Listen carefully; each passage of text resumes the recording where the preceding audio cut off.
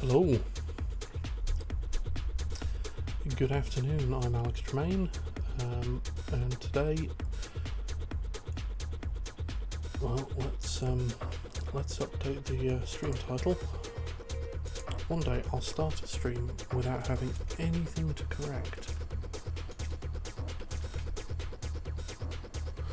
Right, so, start again. I'm Alex Tremaine, and today, Old Man builds Gundam. Specifically, Old Man builds the real grade RX-93 new Gundam. This is the third part of the build. The previous parts are available at on Twitch VODs. They're also available at my YouTube. There's a YouTube archive for previous streams. You can find that link for that in the Twitch channel description. Previously, we have, as you can see, built the both legs and the waist unit. Finished the waist unit off at the end of last stream, and today we're going to be starting on the torso. So let's get right in. For those who haven't joined us previously, I don't have a huge history with building Gunpla. I started building them seriously just after Christmas this year. I had built 3 high-grade models back in the late 90s, but that was a long time ago and I don't remember much from back then. So effectively I'm brand new at this, but I have very much been enjoying the builds. First build was the real grade full armor unicorn, which I have here, because I've actually been panel lining and applying decals on this one, which has been a miserable task. Panel lining's been quite relaxing, but applying decals is a miserable task. You may hear my fuck stickers mantra at some point during the stream, depending on what the instructions ask us to do. But the decals are on down to the waist effectively. I still need to put the decals on the legs, but the panel lining has been finished all across, and I'm broadly speaking quite pleased with how this has all come out. And since then I've built, you will be able to see very slightly behind me, wrong hand, where are we? Here we have the perfect grade Zeta Gundam and the perfect grade Strike Freedom, not Strike Freedom, perfect grade Strike Rouge. Once this new Gundam has been finished, we'll be moving on to, I have the master grade full armor unicorn Gundam to build, and then a perfect grade Strike Freedom Gundam. So those will be coming up in the coming weeks and months. I stream Sundays and Thursdays. Sundays 1 o'clock till 5 o'clock GMT, and Thursdays 7 o'clock till 10 o'clock GMT. You're welcome to join me for any of these streams. I will be streaming these builds exclusively on stream. I won't be doing anything off stream, at least for the moment. And yeah, look forward to seeing how far we get. With that in mind, I'm gonna dive straight in at this point. So let's get started. Get that out of the way for the moment. Put you there where you can't hurt anybody.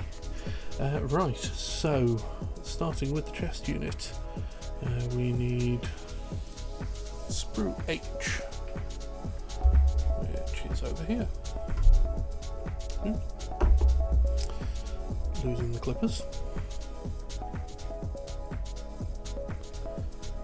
Right. Sorry, just tweaking the music levels at my end so they're not going too high. Right, where were we? H, 25, 26, 27 and 17. H17 is here.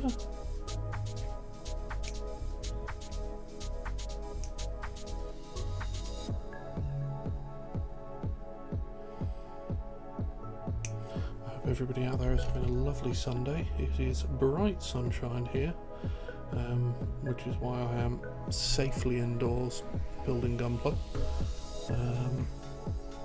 17, 25, 26, 27. So yes, it's just the weather for being inside, not having to deal with it.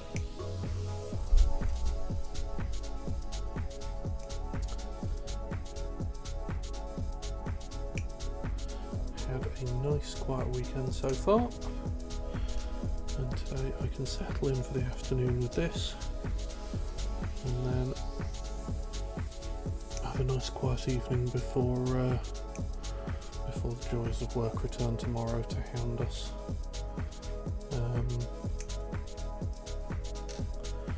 Right, that is everything from there. So let's see what we're doing here.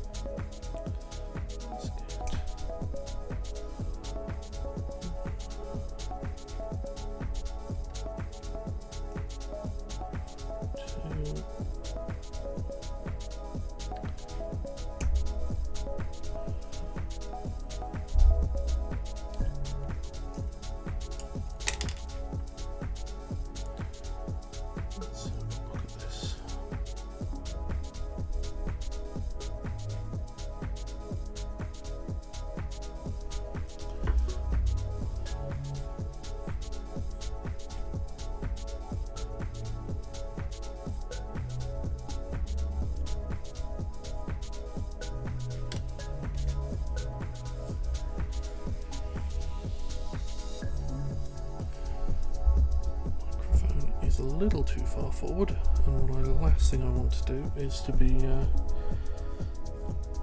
repeatedly sticking my shoulder into it on stream, because that'll be no fun for anybody listening.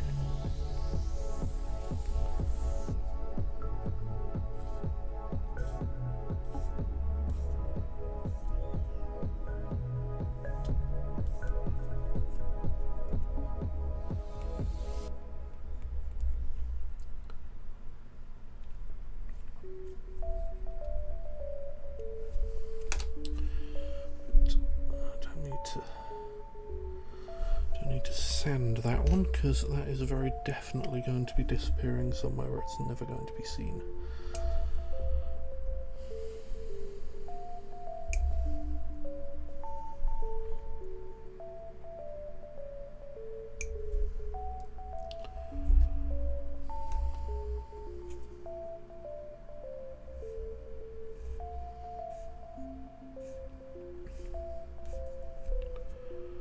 Now, whilst Sundays and Thursdays will be, certainly for the foreseeable future, exclusively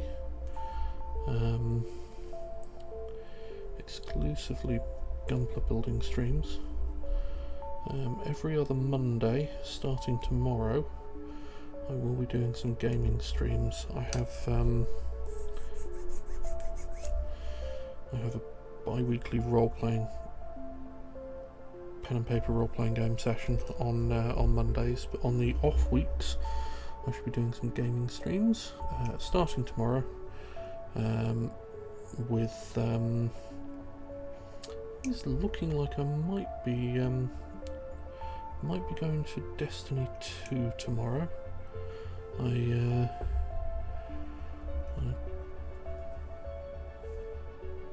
missed most of the last season of Destiny 2 because Cyberpunk 2077 came out, and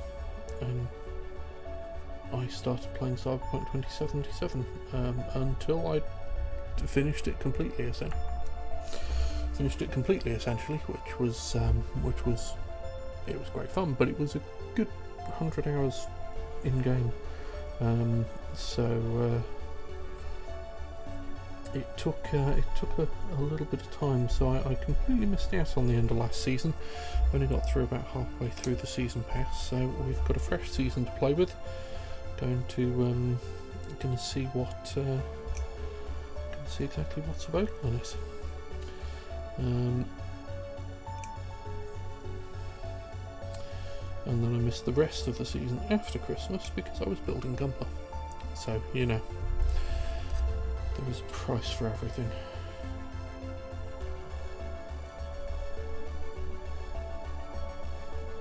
Not that I'm disappointed. This has definitely ended up being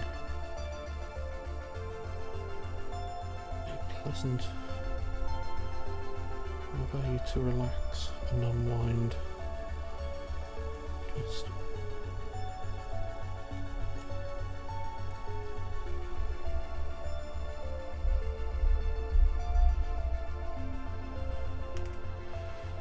taking small parts and making a cohesive whole is very satisfying. Right, so what have we got going on here? So 25 and 26.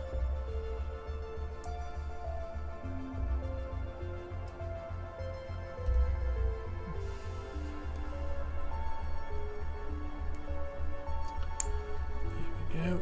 That goes there.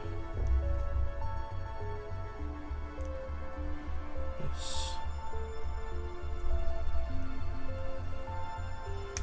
goes here. Indeed, Space Wizard Chores is exactly what's going to be going on tomorrow. I think I've been hearing relatively positive things about the new season, so we'll see what comes of it. Looking forward to seeing where things stand. Right, so D12, D. We have D here.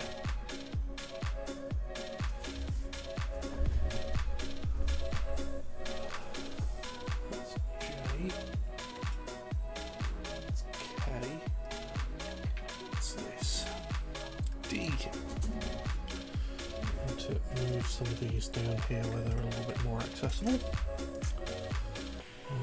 J. And K. So D12. D12, where are you? D12. Let's come from this side.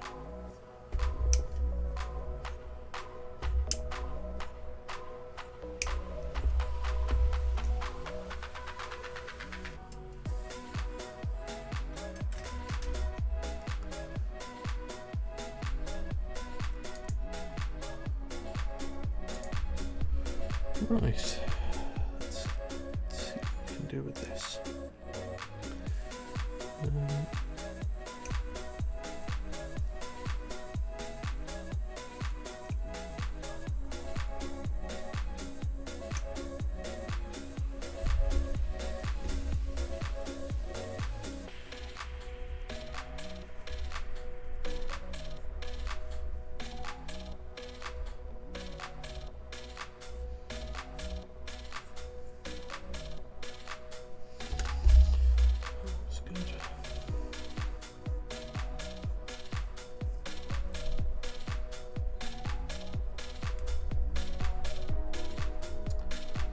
I appreciate that the white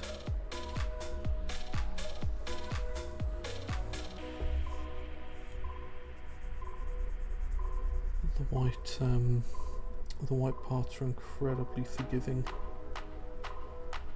of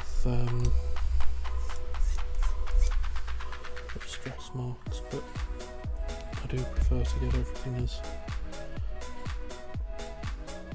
cleaned up as I possibly can.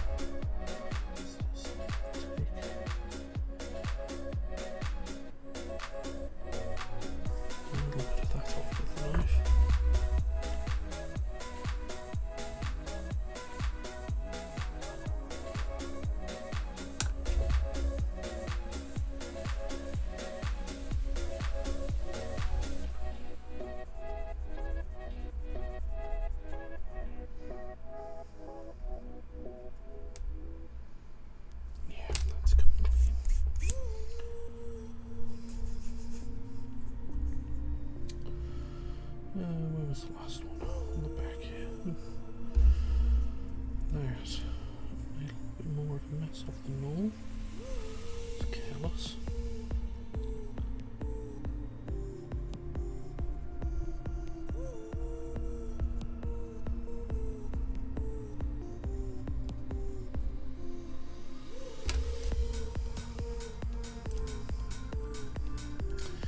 I'm getting through this a little faster than I expected to. We're already on session 3 of this build, and we've already making our way to the torso. I mean,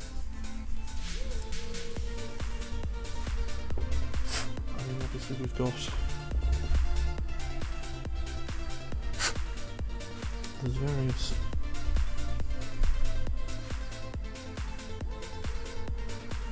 various weapons and attachments that need building on it, but yeah, looks like we might be done with this in, I don't know,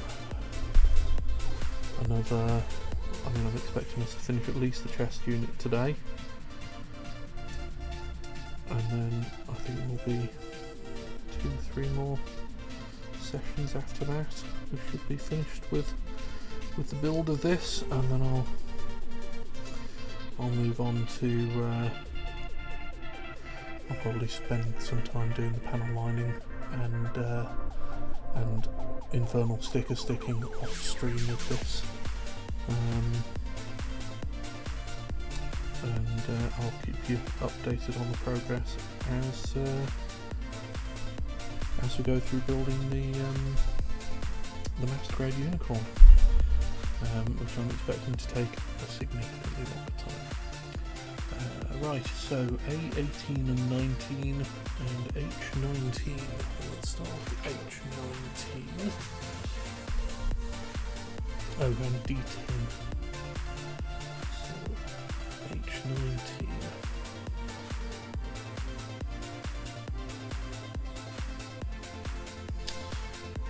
H19 is here.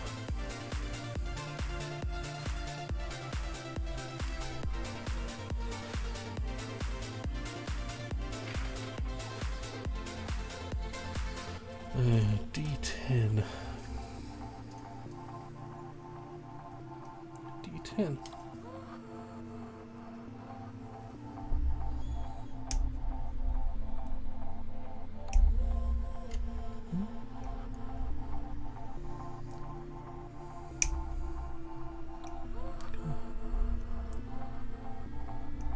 There we go. That is D, A18 and 19. A is here. And we're looking for A18 and 19. Let's do this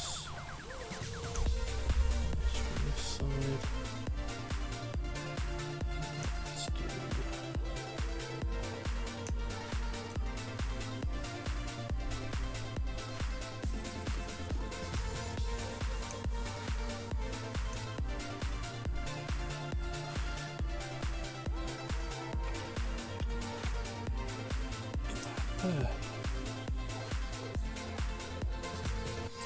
Right, so I guess we're starting with D. Start with this D10.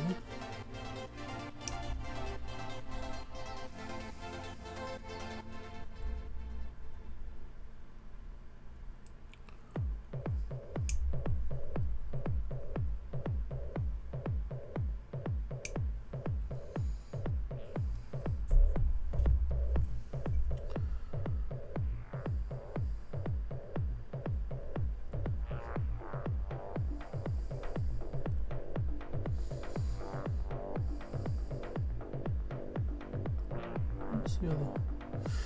There it is. Just lose track of the joins sometimes.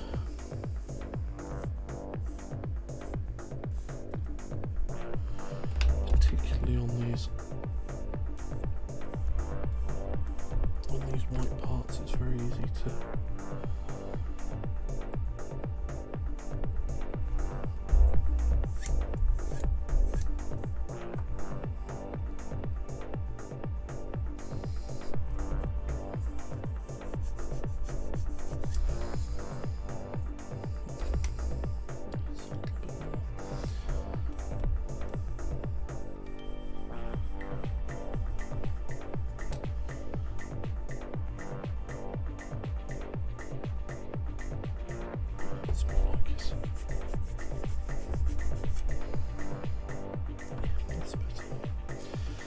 right, so that's D10. Let's deal with H19.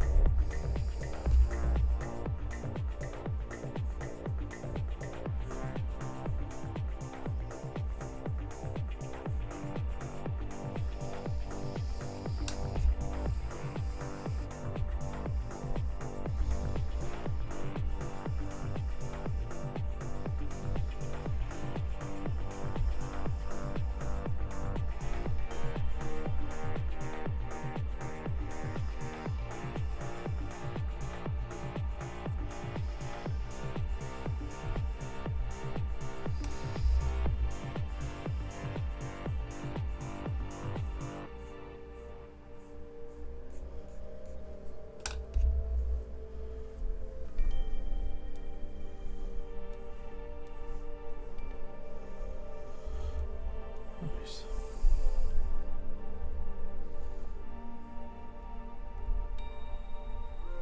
Yep, that's coming up. That's about as clean as that's coming up. Right, A18 and 19. So let's start with this one.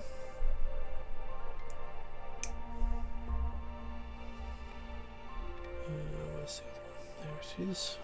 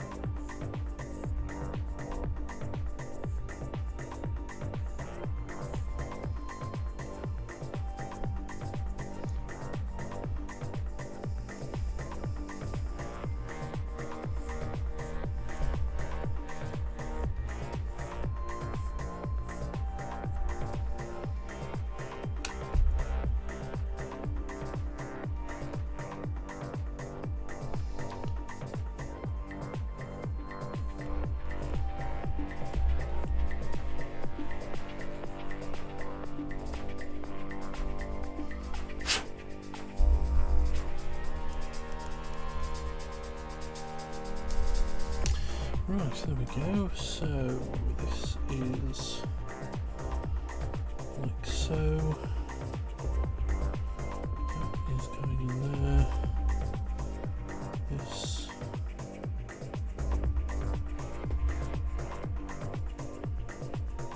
is going on that like so.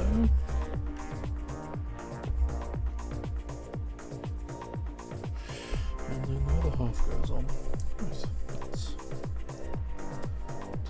this up.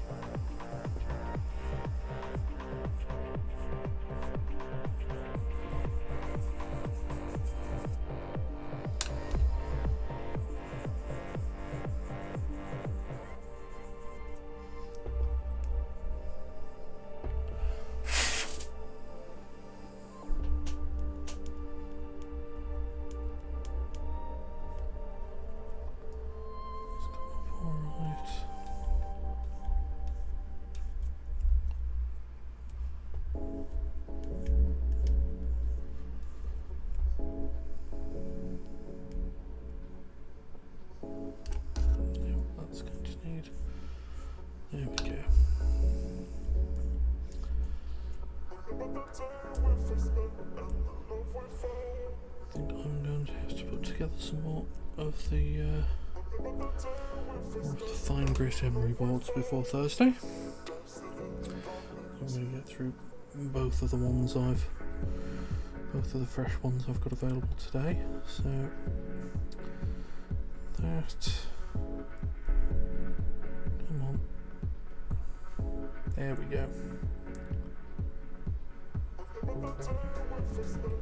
That clips together like so, and there is definitely some degree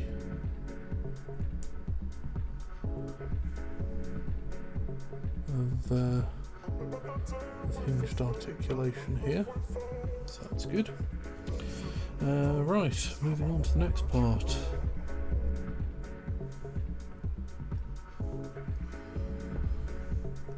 So A17 and A20 combining to bring these together. So sprue A17 and 20. 17 and 20. So let's get 17 off there. 20. Looks like this is probably the side to come at it for this as well. There we go.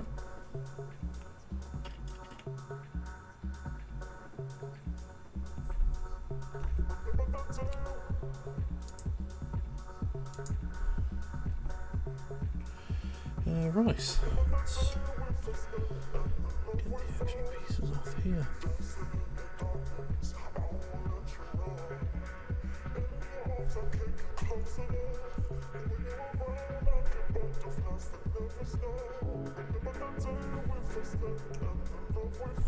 And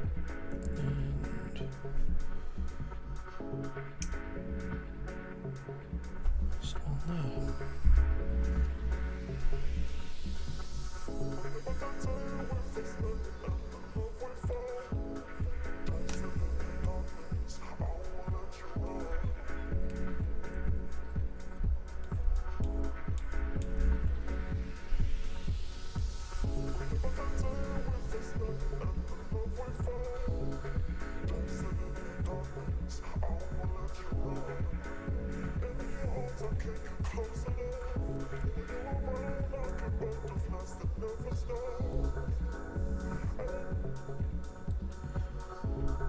Right, so where were the...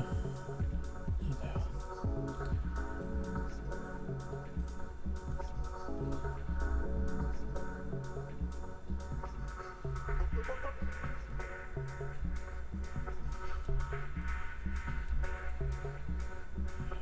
I want to go over that with... Don't think I want to go over that with anything harsher.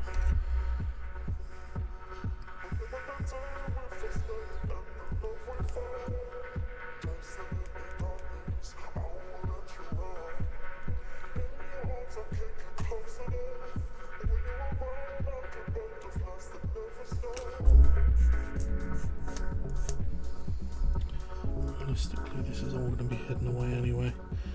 Right, so this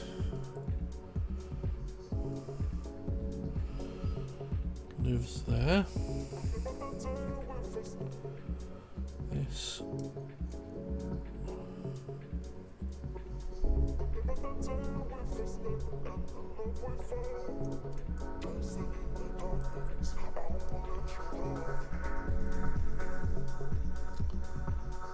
clips together like so, and then this on the back.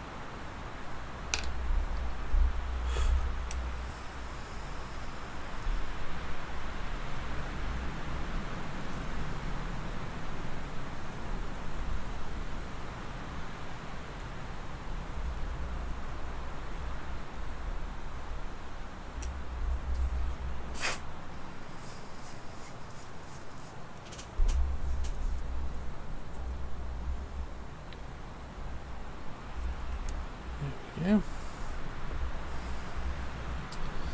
And this goes in that way. And still, so that's the way this is sitting. The head is going to, head's gonna fit in here. That's going to allow some articulation for tilting the head, I guess. Right. Looks like we're on to creating some. Put my teeth back in. Looks like we are on to creating some shoulder joints. So H30 and 38.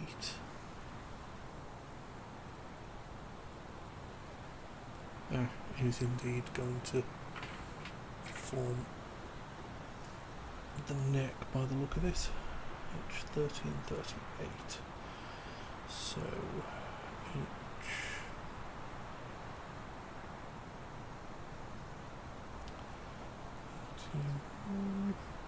H30.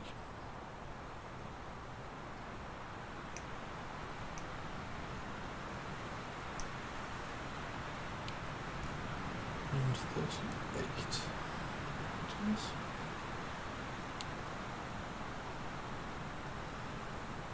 The other side.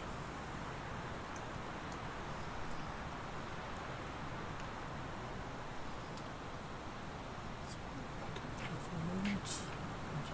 Again any second, but let's keep things out of the way.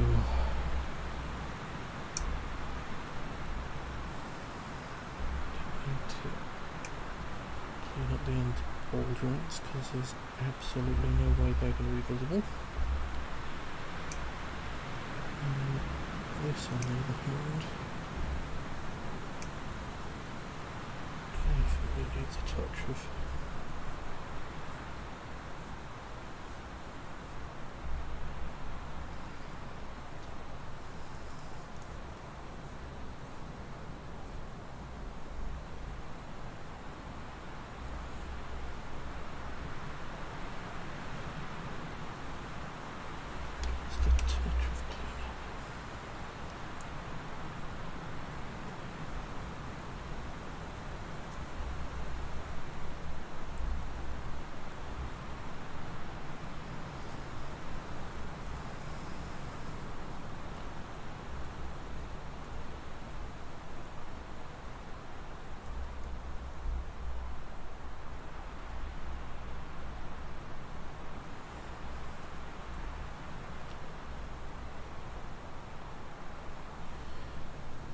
toyed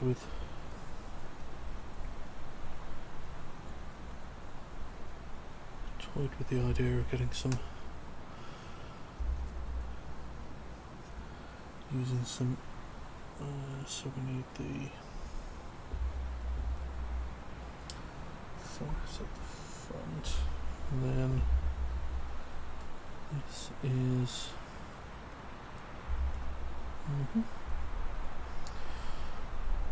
toyed with the idea of using this sits in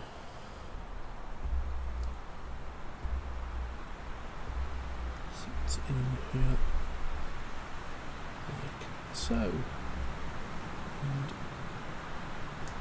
that piece then tilts, which I quite like.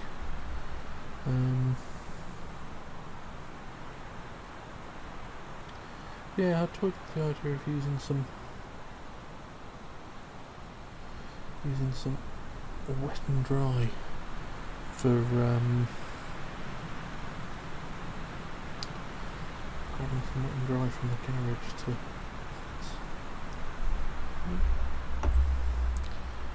radio static on the music. I'm going to think, to hazard a guess that one of these ambient tracks was radio static. Let's skip along to a new one.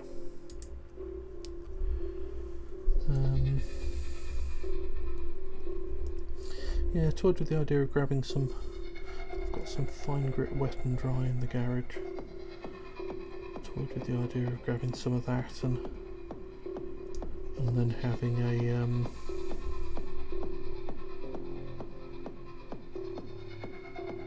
that's a little closer to straight. There we go.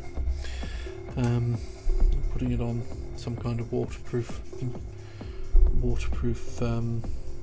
flat surface and having something to dip it in to clear it off, so I'm not perpetually having to make new emery boards. But I don't know how viable that would be, and it would be messy, which I'd rather avoid. Right, H21, 22 and 24.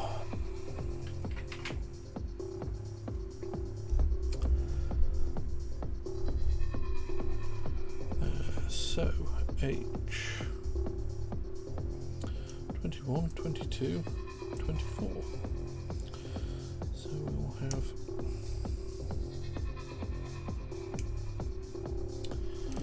that one.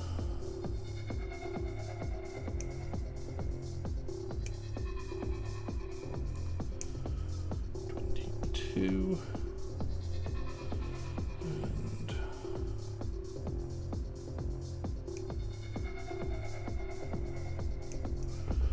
24.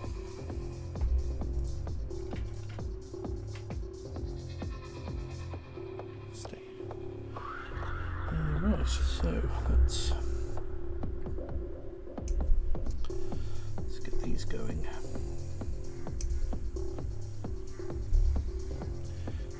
These might be a little bit more visible at the shoulder, difficult to tell, but I'll err on the side of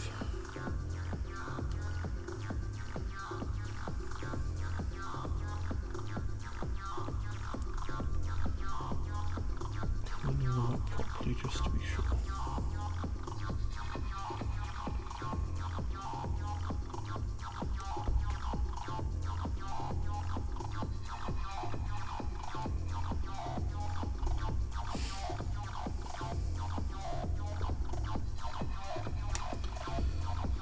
H24, and that needs to be that way round, and then we're taking H21 is next.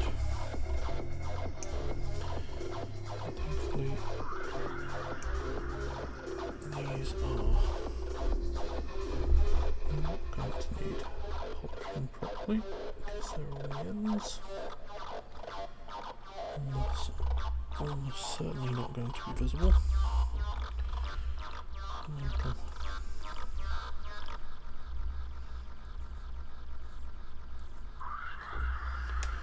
Once over. So this part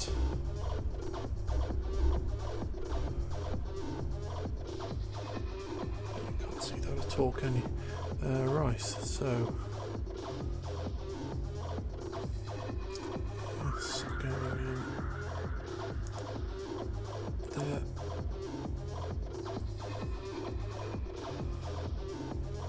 Like so. Come on, focus on the actual thing. There it is. And then the final part.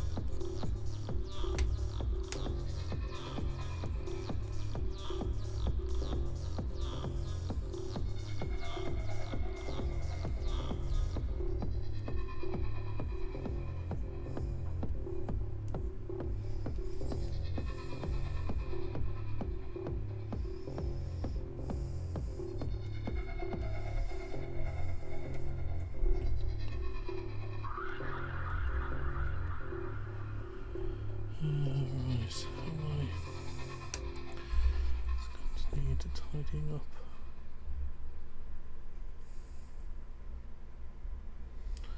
Like that.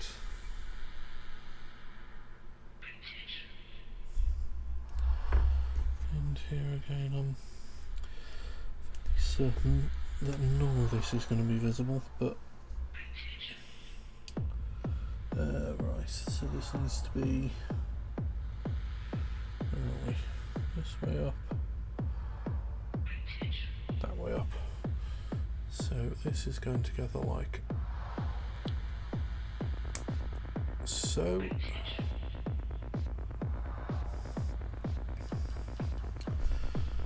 And then this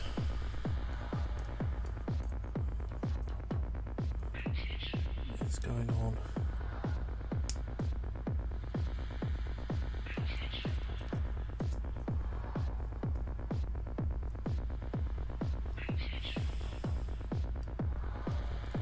there we go.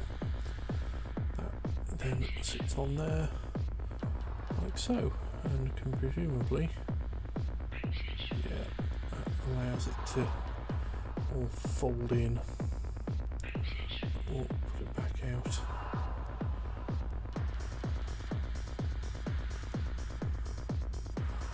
Put it back out where it was.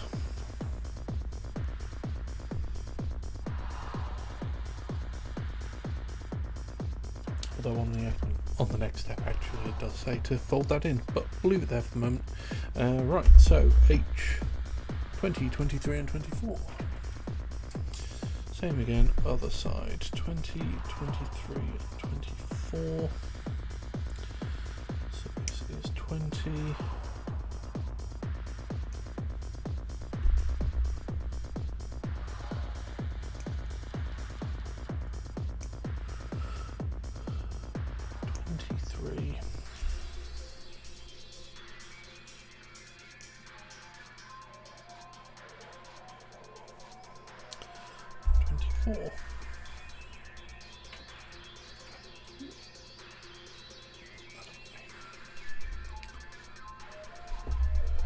Right.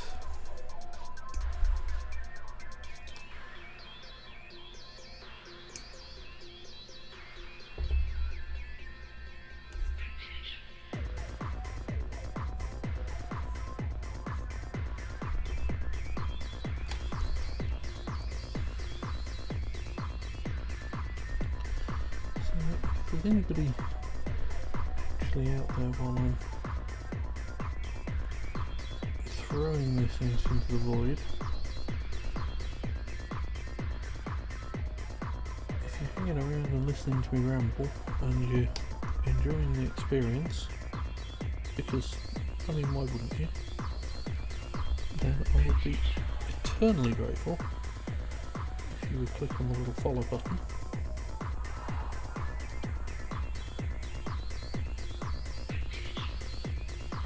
Just so I know you're there. And don't be afraid to ask questions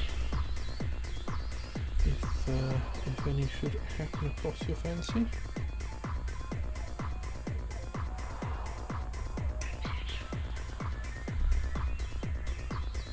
I'm here to most experienced at these things, Gunpla building wise, but even just the difference between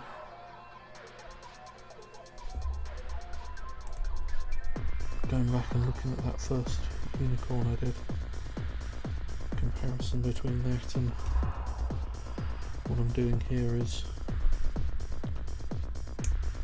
a drastic difference. So if I can be of help or of interest, then do let me know. In the meantime, I'm just going to ramble on.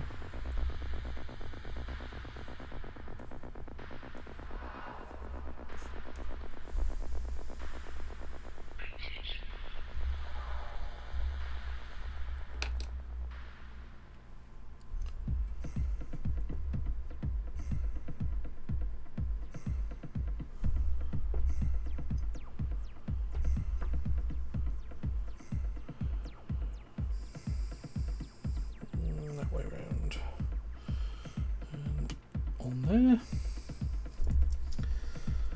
And then this.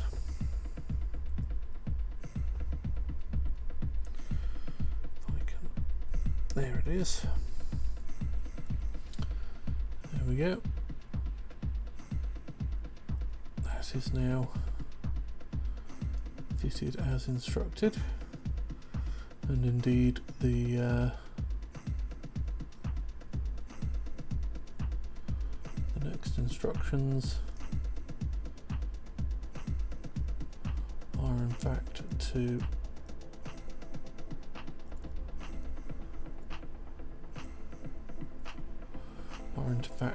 fold those back into the sockets there, like so.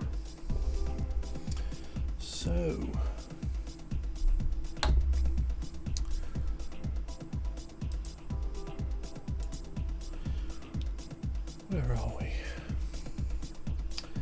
Right, moving on to 04-4. We folded the parts in. Now we need F18, F19, J7 and J8. Well, J7 and 8 are here, so let's deal with these first.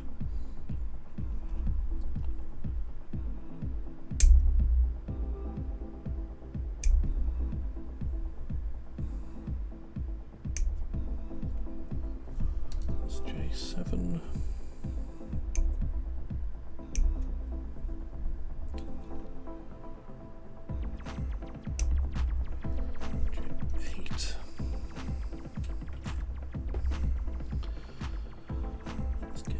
Fitted.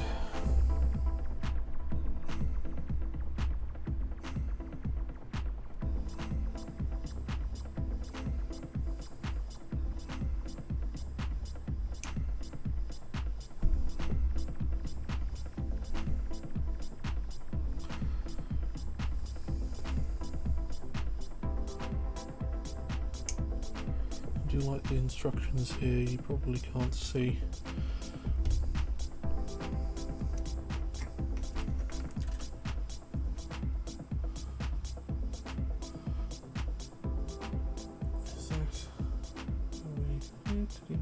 The instructions here are instructing us to cut out cleanly, as opposed to the other ways that we might have done it.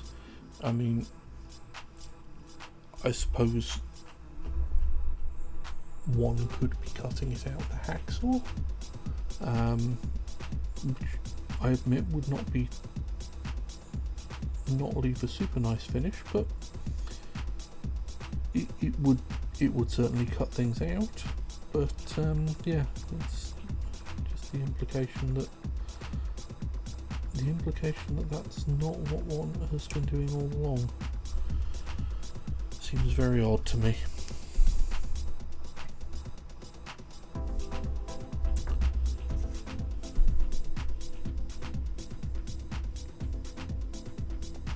Though I suppose if I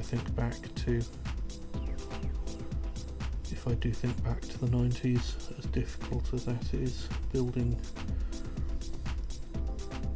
a handful of high grade Evangelion models in the late 90s.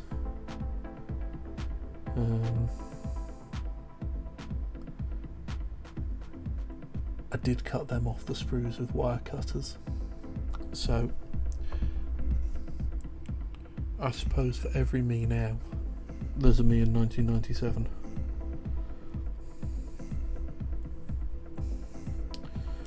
Who perhaps needs telling.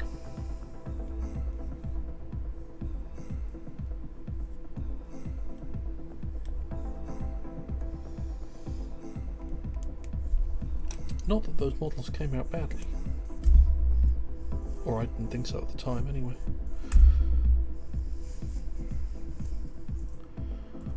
I'm a little more fussy about things than I used to be. I think that's a problem of just being old.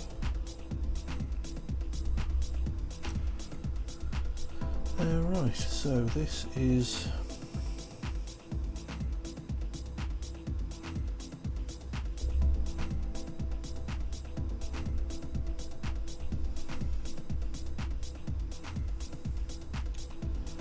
this way around? Yes, this way around.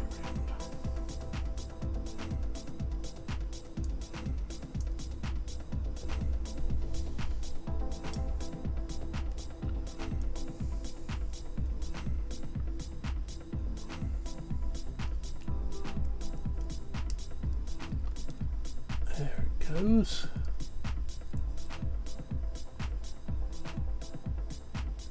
That fits quite cleanly.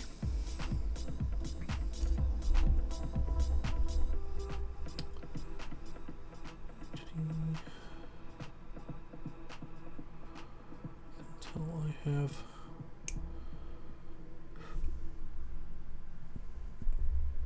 I have some time ahead of me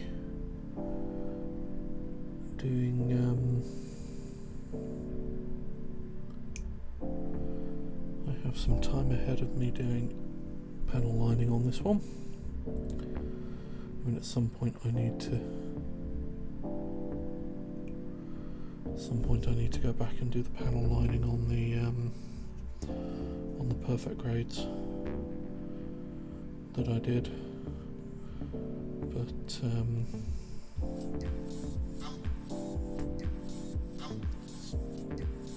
that's better. But that's going to be a substantial job, considering how long the panel lining has taken me, or how fiddly the panel. I mean, I guess the advantage of panel lining on a perfect grade is that everything's just bigger. And being just bigger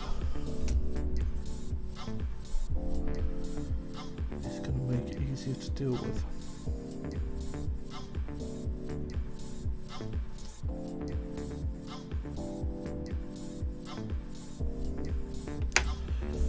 But equally, being bigger means there is more.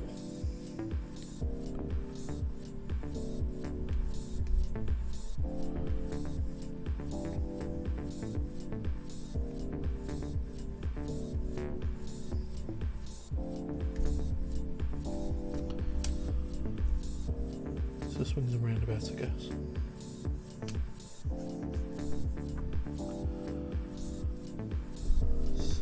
This moves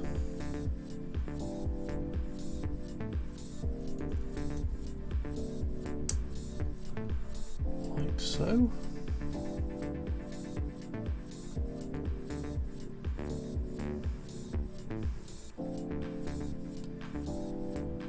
Giving us a nice clean looking chest piece there.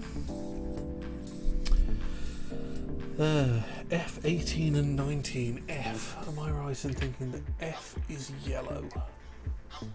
No. I is yellow. F is blue. F is the blue sprue. 1 times blue sprue. So F 18 and 19.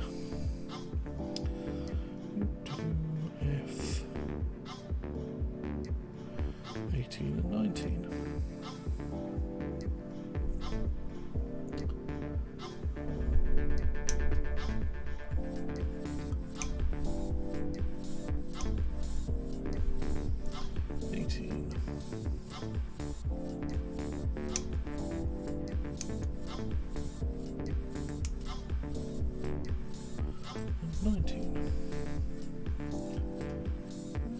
Get that back out of the way.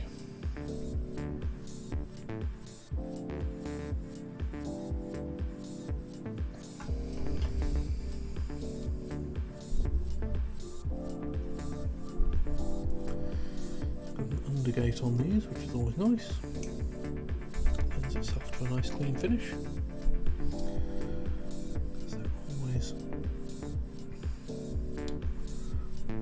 Always puts the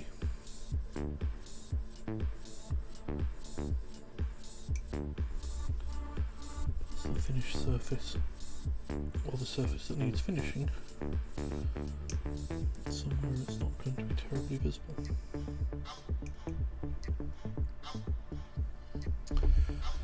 Right, let's get these cleaned up. So, once I've got these two parts fitted, and before we move on to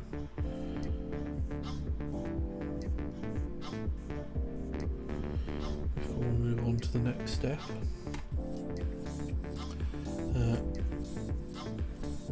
we'll take a little break, stretch legs, unfold, and in my case at least focus on something that isn't, you know, right in front of my face for a little bit. Replenish my drink as well.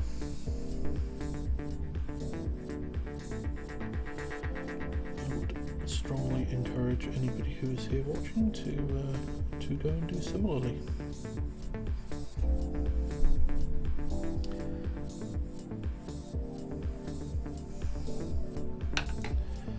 I'll get stay.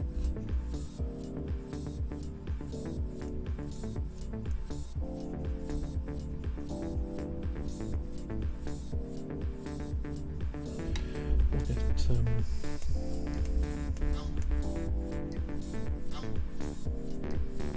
these two parts fitted first.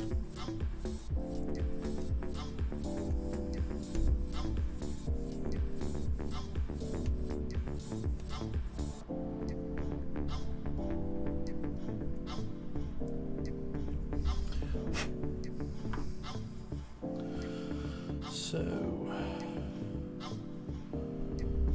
this lives back here.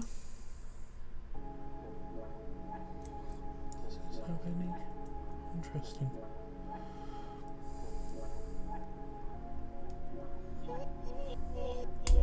There it is. That looks like it's going to be hinged. Ah, that is hinged to allow the shoulder joint to come out, because when that's closed it will hold the shoulder joint in place. Interesting.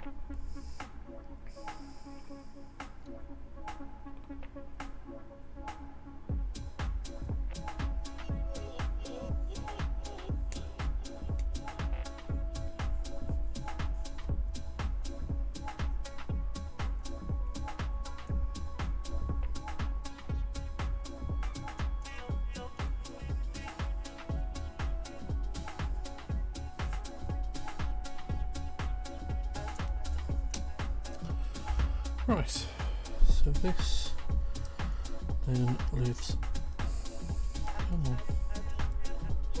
you can do it, there we go, that then lives here,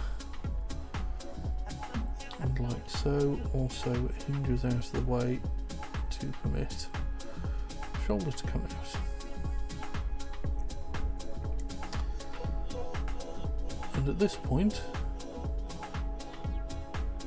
I'm going to take a break.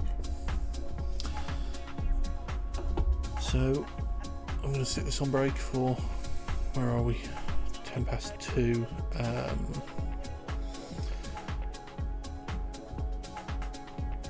I will not be back before 1:15, might be a little after 1:15, but certainly well before 20 past. And I will see you in just over 5 minutes.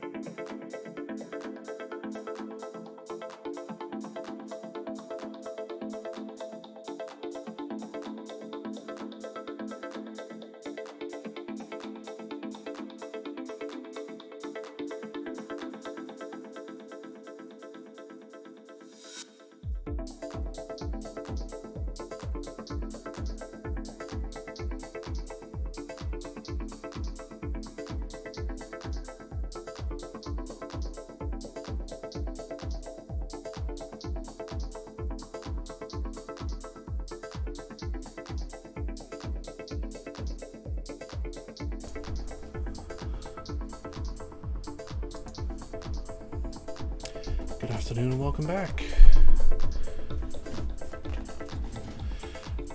I'm Alex Tremaine. I am an old man who builds Gunpla.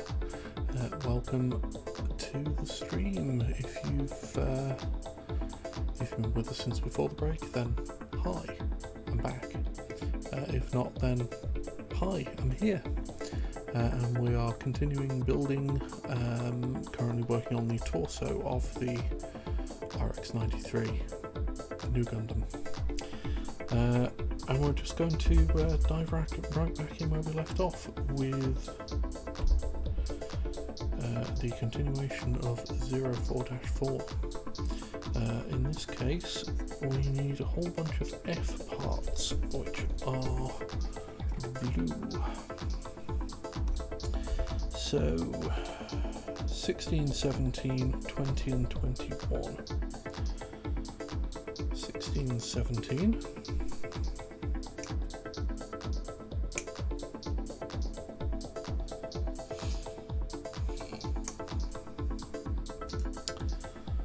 Let's get these freed off.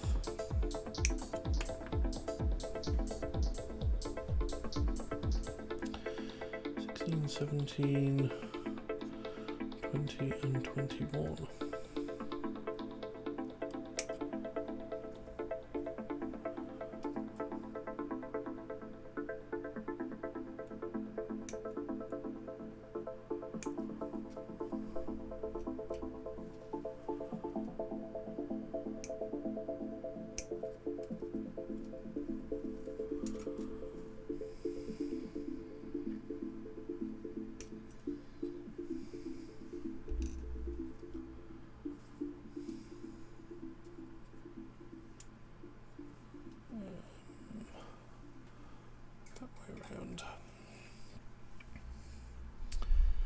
And then I1 4 and I1 3. I1 is the yellow sheet. So I1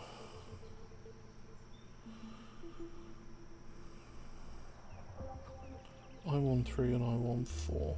Here we go.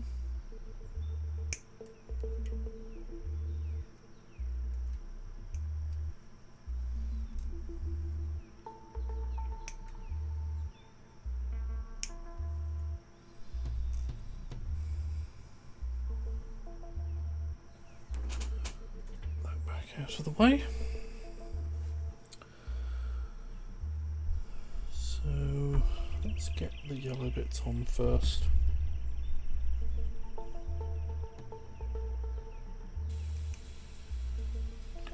Again, the advantage of these light colours is that the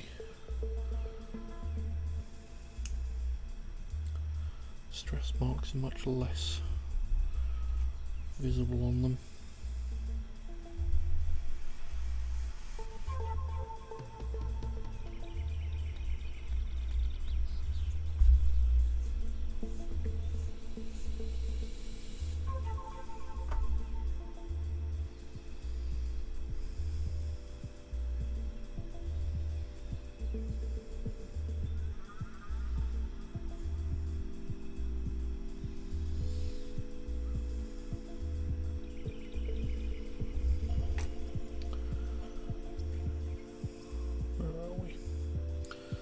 So this lives here.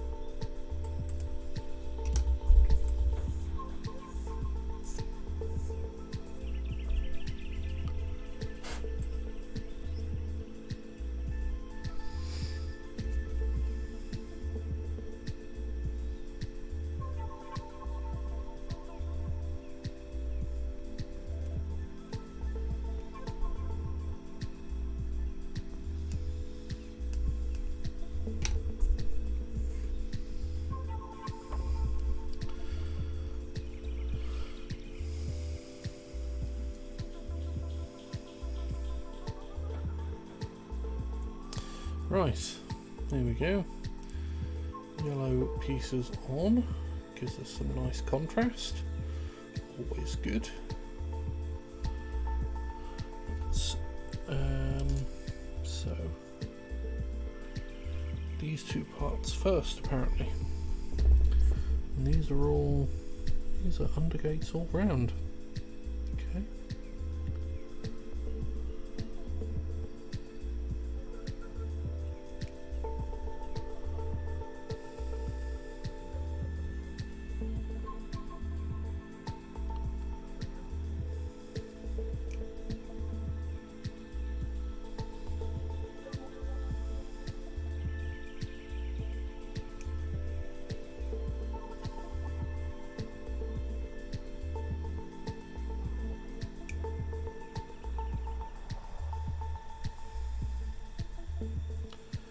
So, spent a portion of this week mostly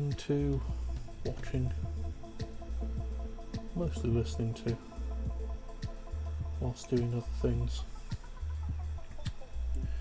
YouTube reviews of old Doctor Who episodes, like proper old Doctor Who episodes, classic Who as they refer to it. Which, in addition to making me feel old, it's nice to see, interesting to see perspectives of people who didn't grow up with it, people whose first exposure to Doctor Who was the more modern version, which is not something I've tremendously enjoyed. I watched it when it first started back in the early 2000s. It was disappointing, I guess. Stopped watching it sometime later, around I think the 11th Doctor was just around the time where I'd decided that actually I wasn't getting anything out of it, but it's interesting to see people's perspectives of the older stuff. But what it did was not make me hanker after watching Doctor Who. It made me hanker after watching Blake 7, which, if you're not familiar with it, is a 70s sci-fi, BBC again, set in a dystopian science fiction future with the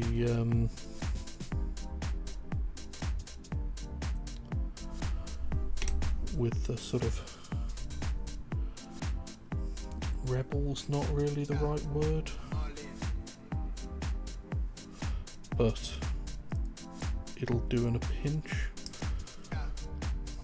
group of political dissidents and criminals that have been thrown together through circumstance to end up as the crew on a spaceship fleeing the evil Federation, which for Star Trek fans may sound like a weird concept, but the Federation in Blake 7 is evil. And for all its terrible special effects and sometimes extremely hokey dialogue, I do have very fond memories of that show. I didn't see it when it first came out, because whilst I'm not young, I'm not quite that not young, but I did see it on repeats as a kid.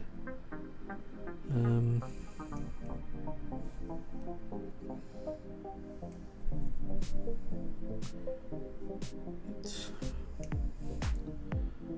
always been a fan of that brand of slightly less optimistic sci-fi that the 70s put out. Not necessarily apocalyptic in most cases, but equally not necessarily the most optimistic of shows.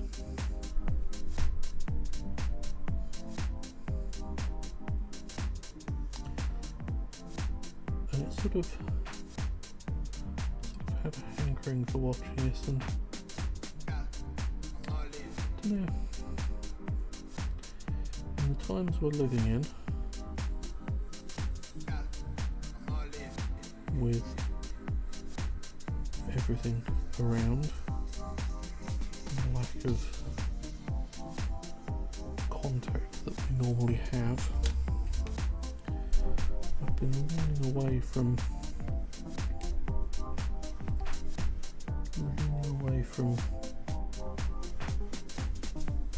media that's been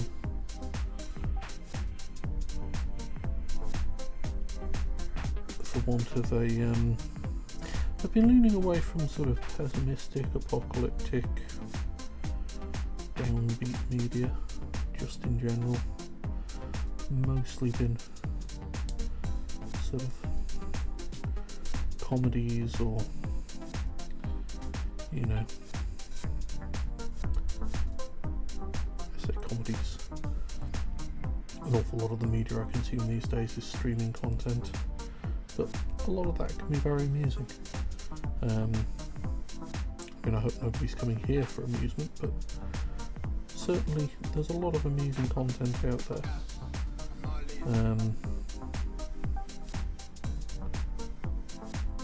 And that's been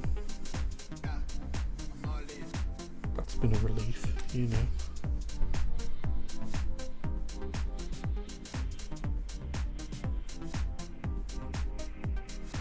I've been listening to a lot of podcasts sort of in the background at work, mostly either amusing or at least about media that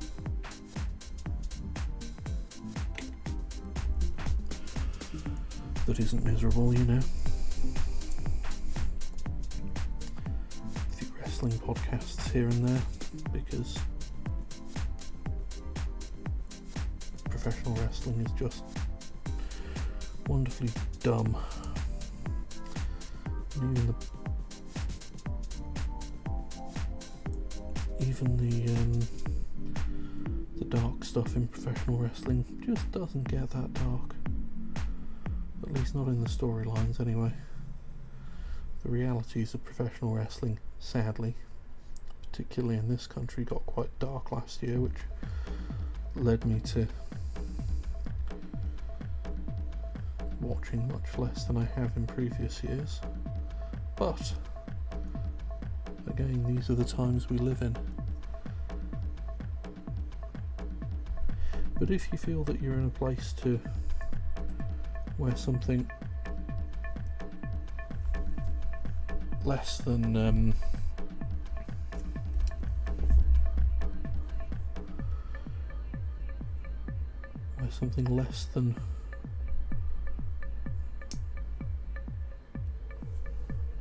optimistic might be of interest to you, and you haven't seen it, and you're willing to put up with shonky 1970s BBC special effects, and, you know, some Brian Blessed every now and again in the first episode, then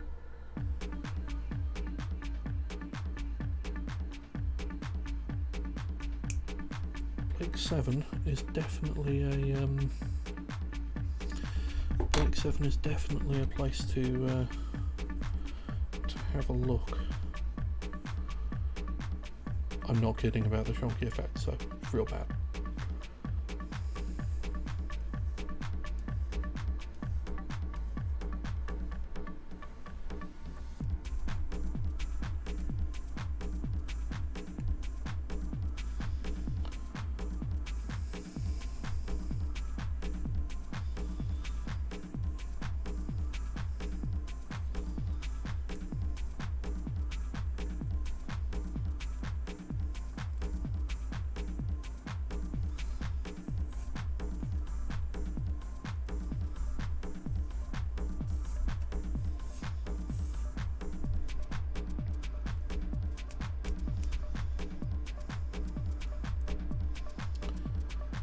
similar fashion.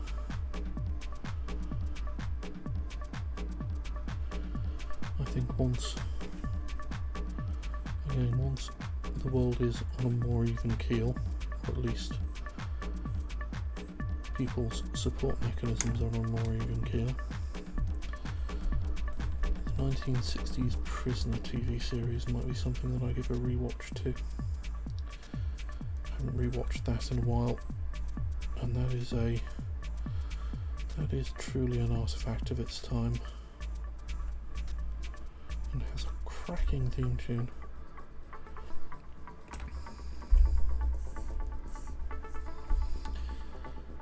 There's not been anything like it since, and I don't think there's ever going to be anything like it ever again afterwards. It's yeah. It's another one I ended up watching on repeats when I was a kid.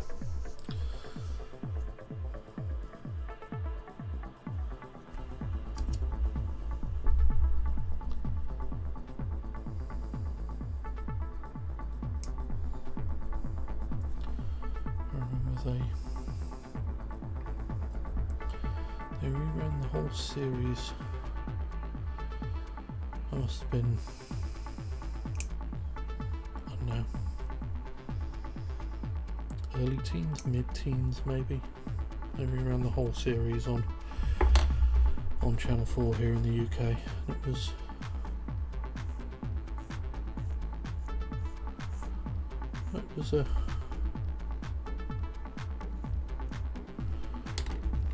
was a hell of a thing for as far as eye-opening to sort of 60s psychedelia and 60s paranoia goes.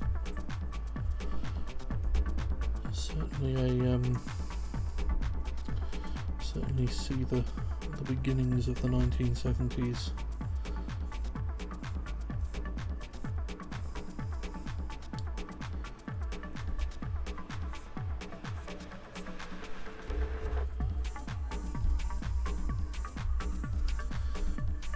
The darkness that was prevalent in sci-fi in the 1970s, you can see the beginning of it there in The Prisoner.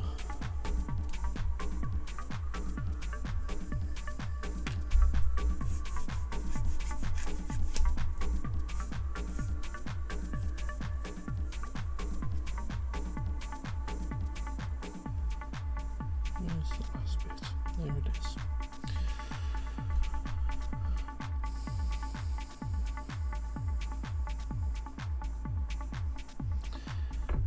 Remaking The Prisoner a few years back. I didn't see it, but my understanding is that it was terrible and didn't really understand that it hadn't really grasped what the original series had been trying to say. Really cottoned on to the message it was trying to deliver. Not that that message was super clear in the original, necessarily. Certainly not all the subtexts. It's been a while since I've watched it, so.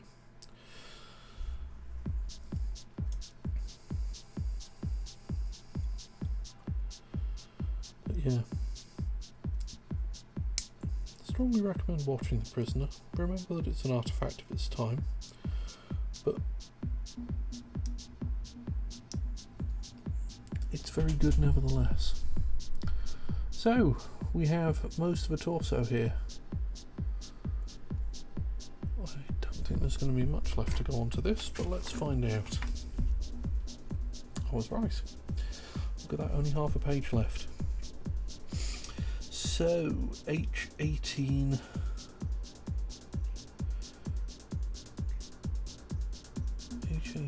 and then F24 and A1. Well, let's do these one at a time. H18.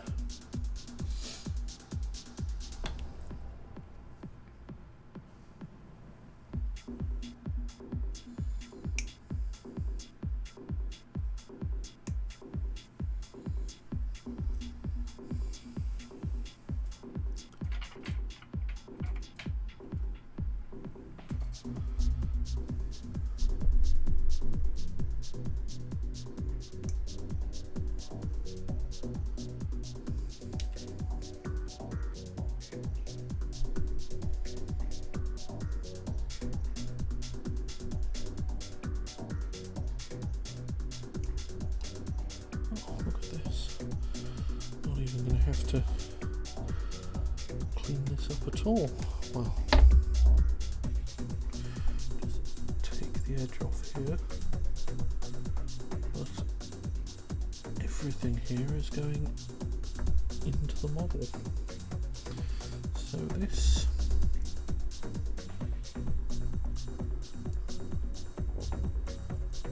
that's just sat itself in here like so. And then we're doing A1 and F24. So F is the blue sheet. So F24.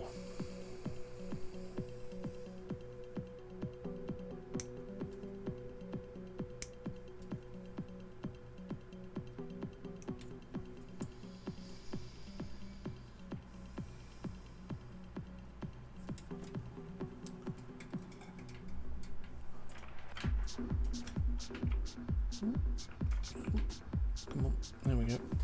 F24 and A1. A1 is green. It's one of the green bits. Haven't had any of the green bits yet.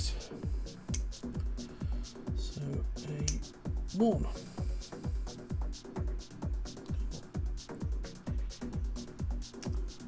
There we go.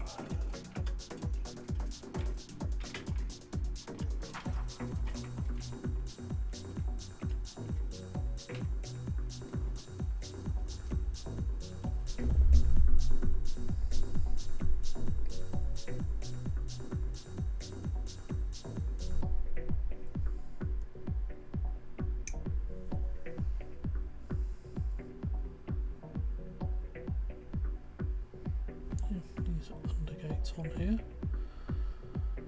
So let's get these as clean as we can.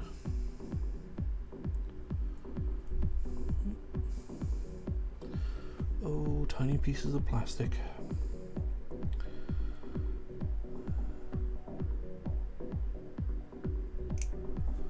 Tiny pieces of plastic. And very large fingers.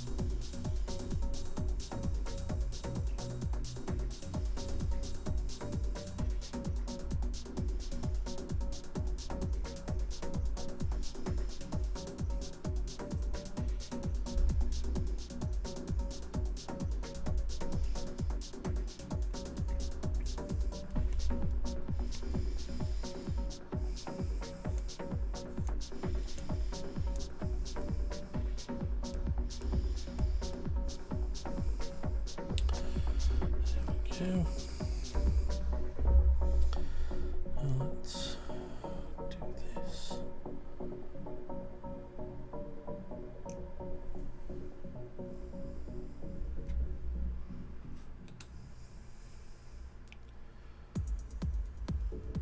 Make sure I'm cutting the right bits off this.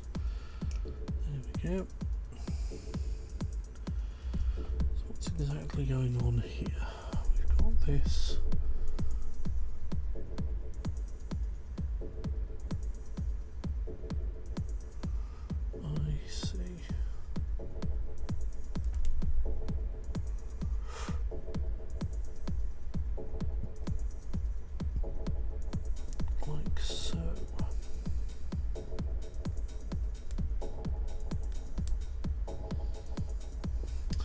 Right, you probably couldn't see any of that because it was so small, but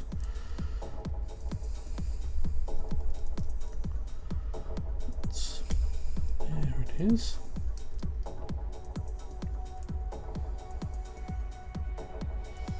It's got in place quite nicely. There we go. It's virtually unnoticeable, but the small piece of plastic inside there is actually translucent green. You'd never know without actually putting it together yourself. You can sort of tell if you know what you're looking for from this angle, but I don't think even a close zoom on the camera is going to really pick it up. Oh well. Right, F23 and F20. Oh no, we have two.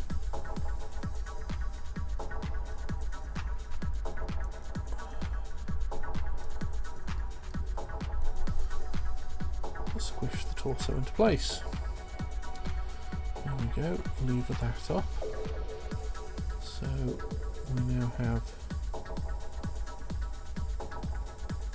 That looks a bit better. And now F23 and F24. Blue sprue.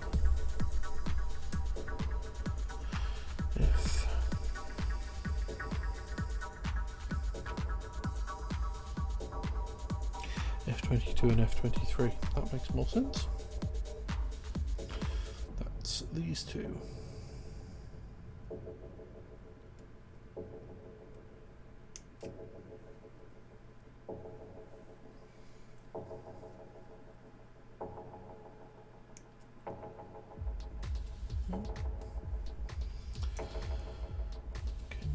Unfortunately.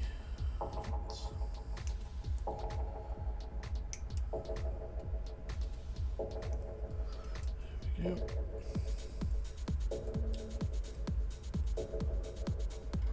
Pull that back. See what we got here.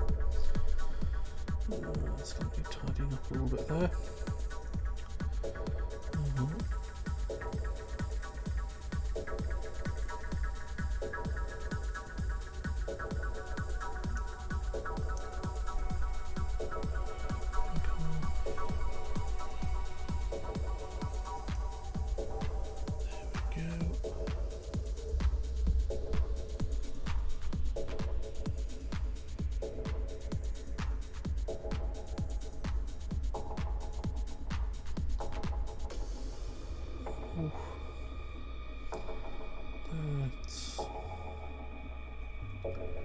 This is what happens when things don't come out of the sprue cleanly.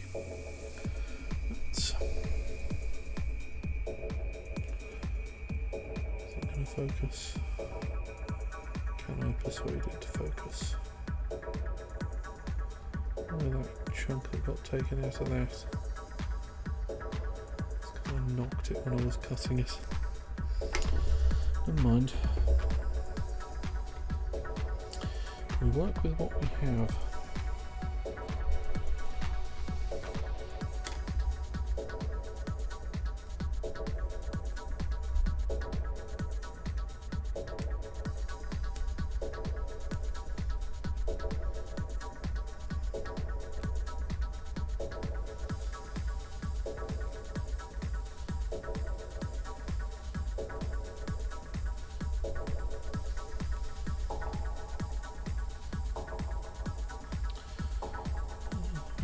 Not a lot of space to get in there, sadly. So, just give that a bit of a... I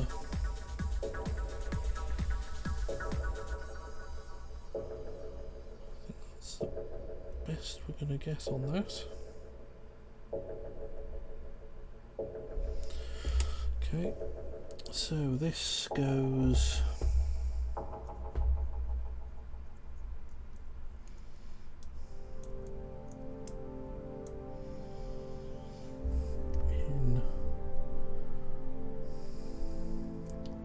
thankfully the damaged bit is not visible. Lucked out a bit there. Well, I say that. They are remarkably good about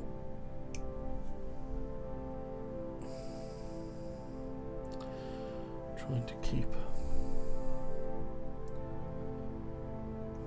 the various nubs, gates, whatever we're calling them. They are quite good about trying to keep them where they are going to be seen if they can.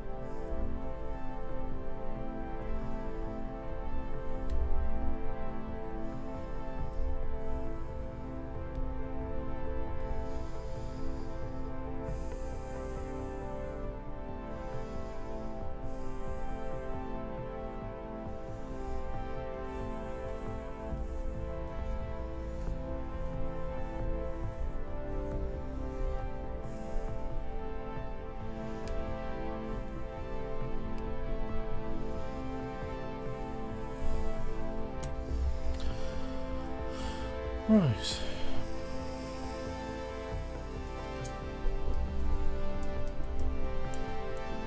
I will admit that whilst I enjoy these real grade models, just the sheer size discrepancy on the perfect grades does make them a hell of a lot easier to manage sometimes. There we go. That's all in place now.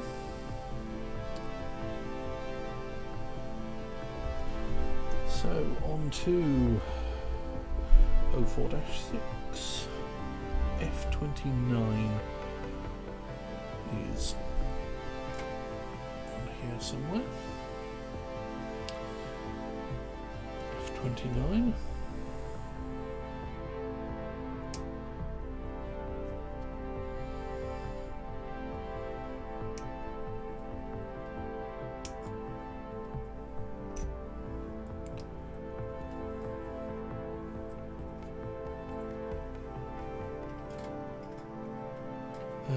F29, A29.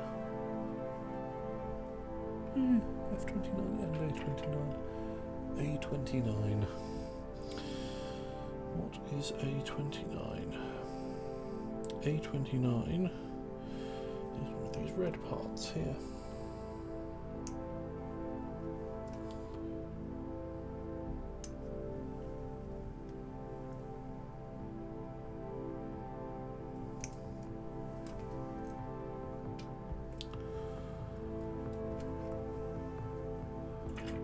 A29.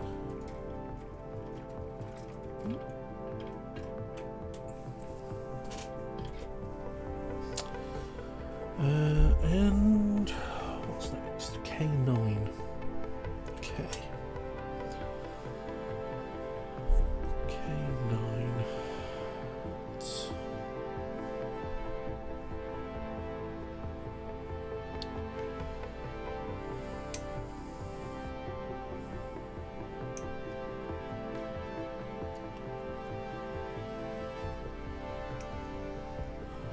K9.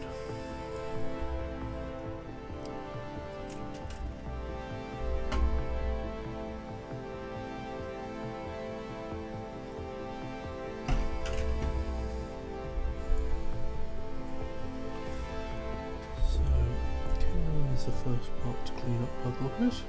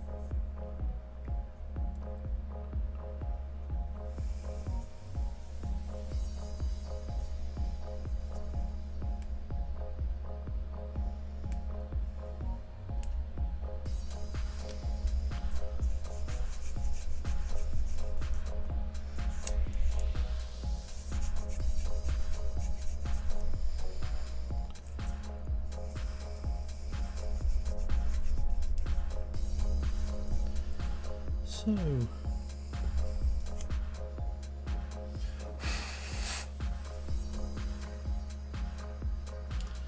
that's K9, and on to K9, A29 must go, which is this red piece here.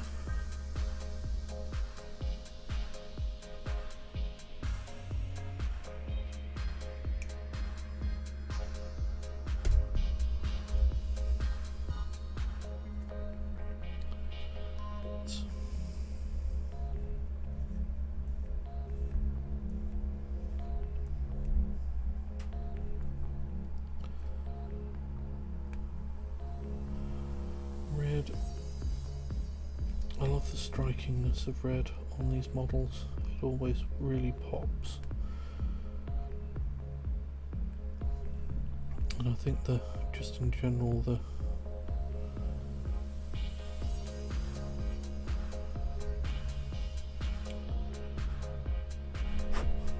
high colour contrast of these designs, just in general, be it as models or animated, have always been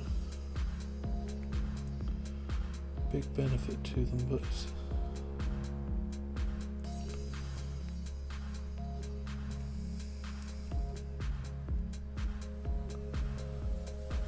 red parts don't have to show the stress lines.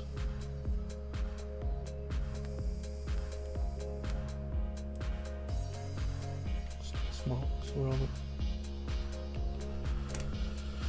Right, so this goes in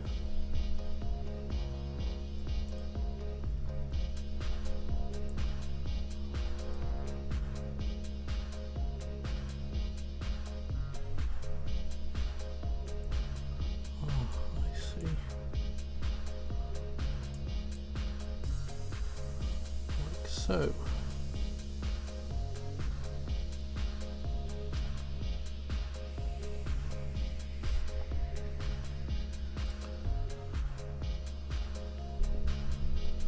And this sits on top of this, and this is all undergates, which is always nice.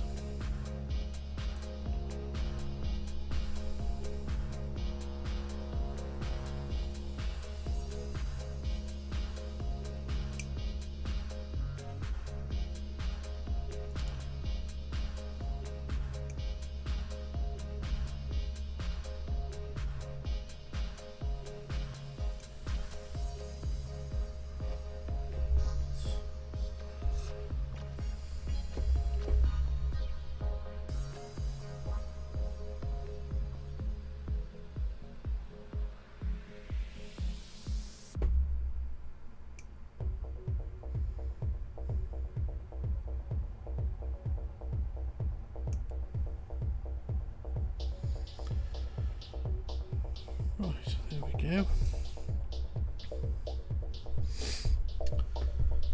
What do we do here? Not badly at all.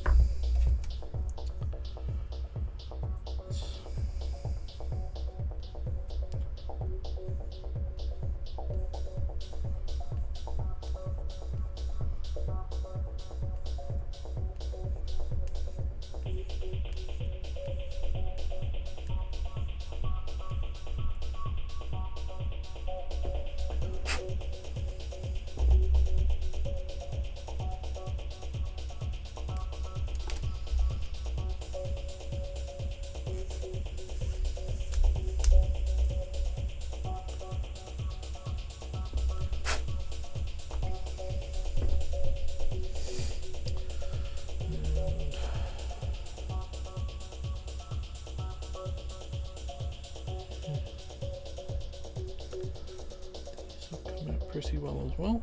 Got a pretty close cut.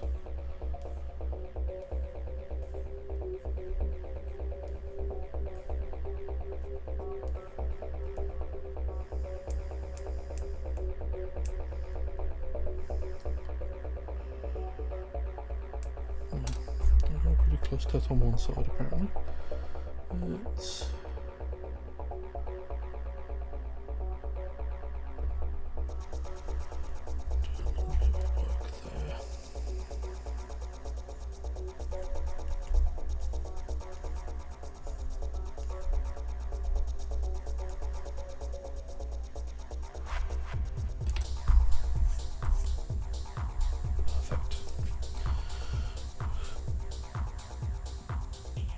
right, and this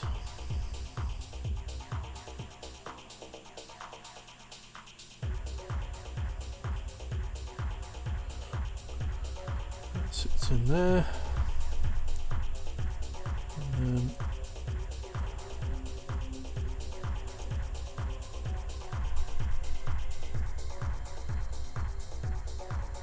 red slides open. So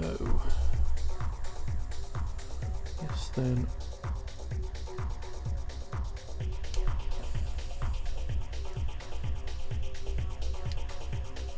clips on and then folds down into position like so.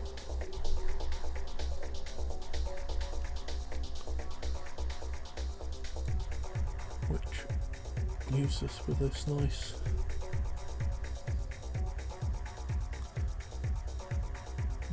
contrast between the white at the bottom, the dark blue at the top, and then the red and the yellow just as highlights.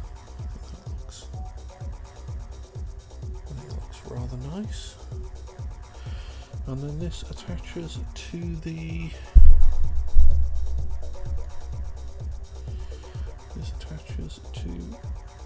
waist unit.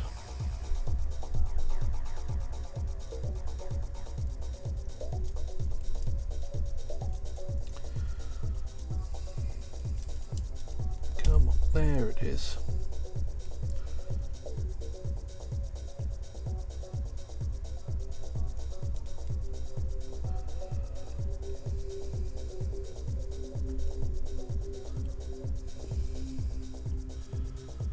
There we go.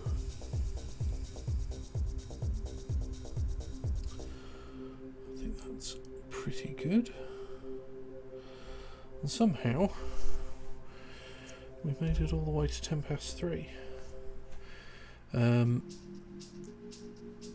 Given that we've just hit a convenient stopping point, I realise it's not quite been a full hour since our last break, but I'm going to take a break again anyway now. Going to be back 3:15-ish, and I'll see you all shortly.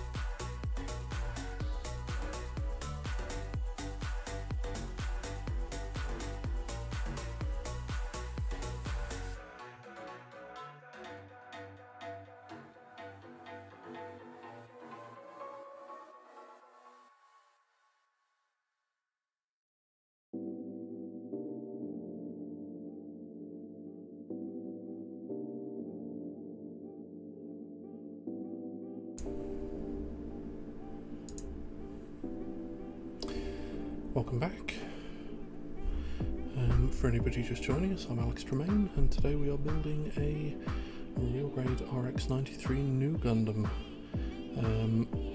Before the break, we just finished the torso and added it to the waist and legs, which we completed previously.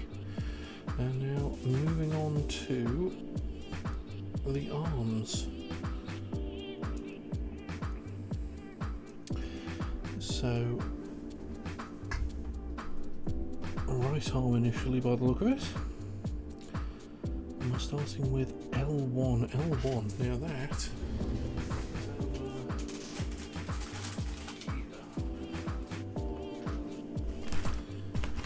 because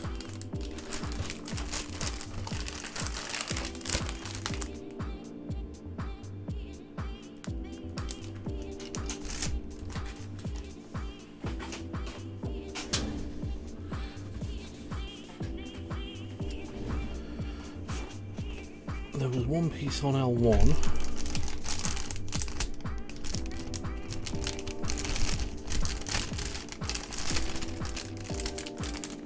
I don't know if you can see, there's a piece here that was already off the sprue when I opened the box, so I wanted to keep that safe and secure, so L is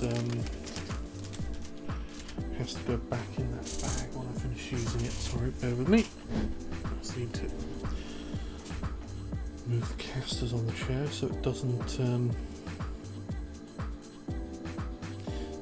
up knocking into the table.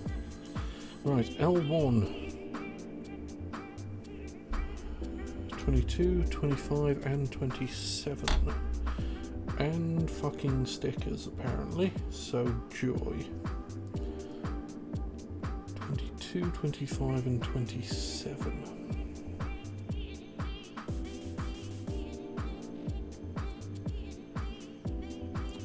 Two 22s.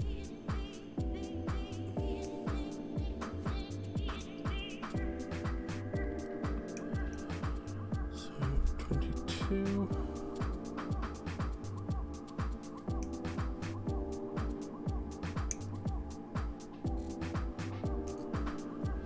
25 and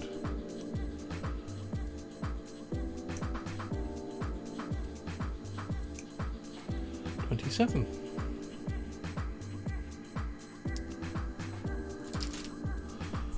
So that can go over there. So this wants me to put stickers on this part. So let's clean this up so that we can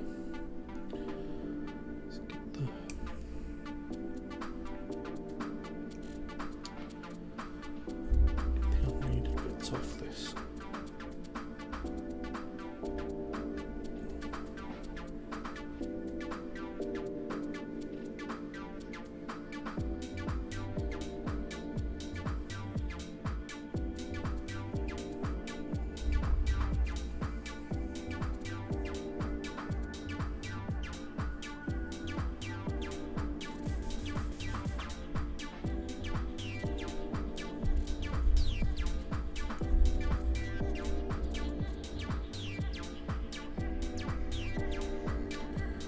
We can have a look at what miserable sticker disasters they want me to do with it.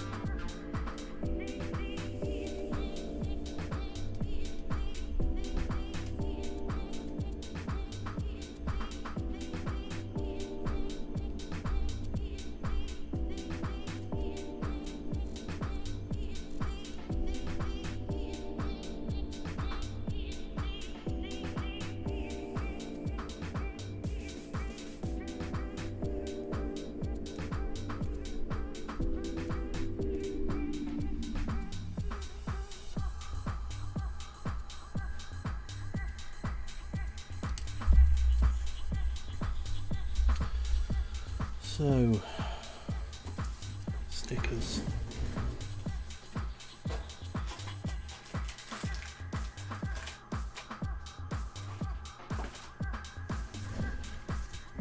Stickers.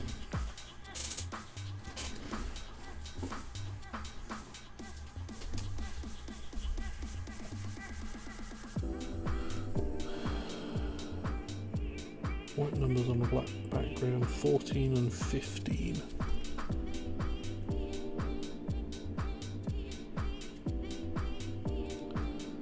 that's 14 and 15 here,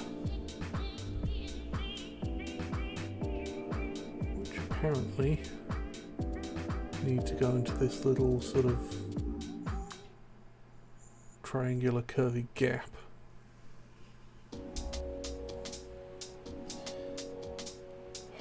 Why do they hate me? Why?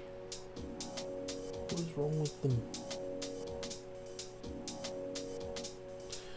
Right, so I think that way around is how we're going to have to do it.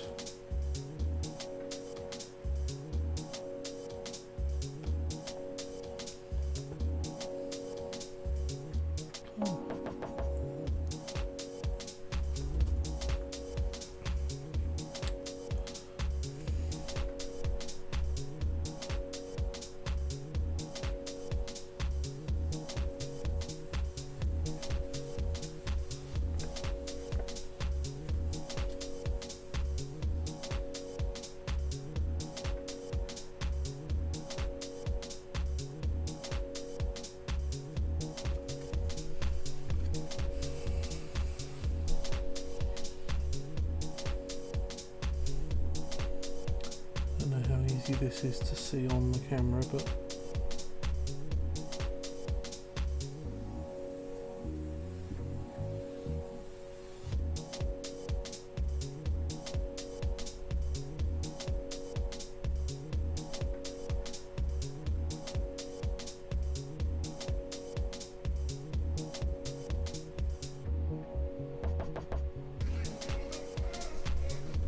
this has to go in really quite deep.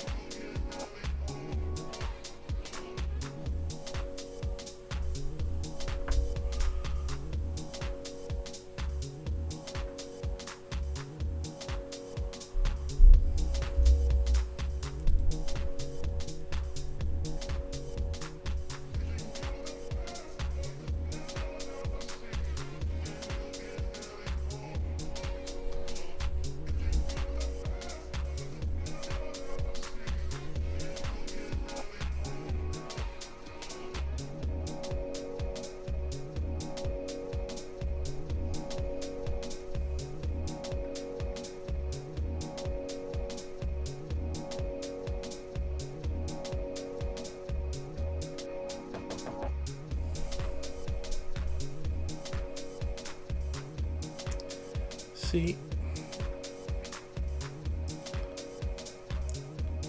why would they do that?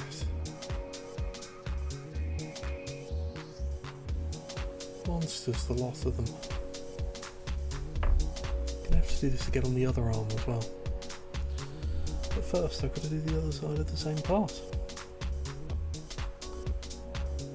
So.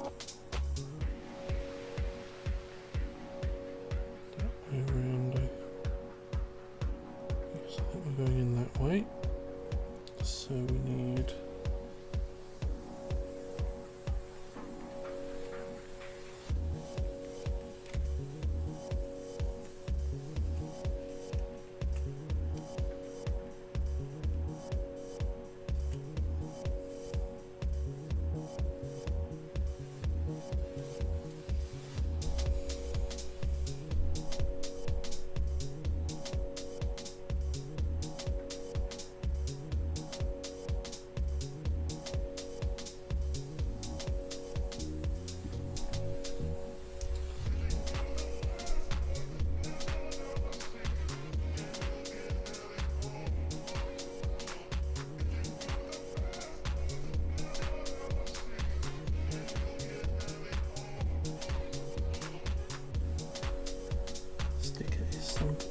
so deep.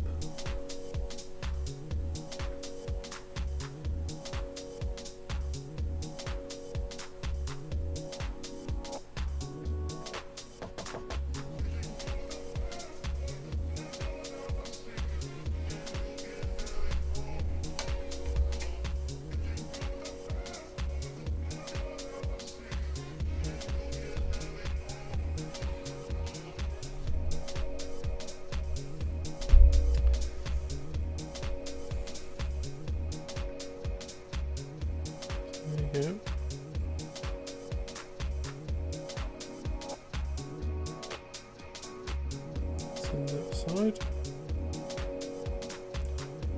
And put it in this side as well. Some people are monsters.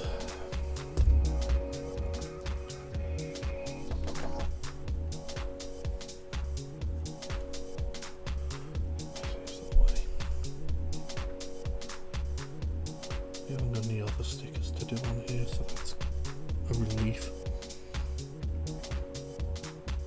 And you know what? This is the part.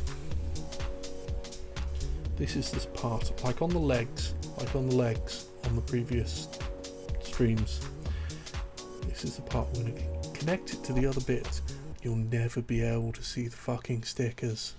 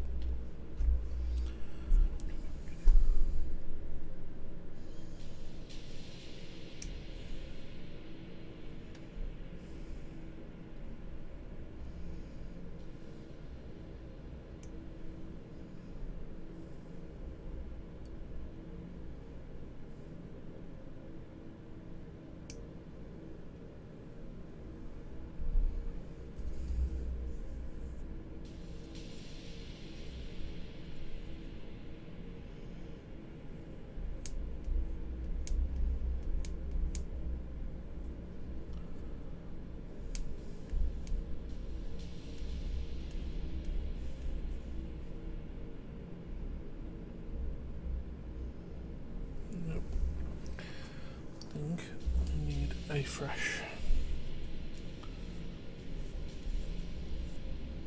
Yeah, it's more like it.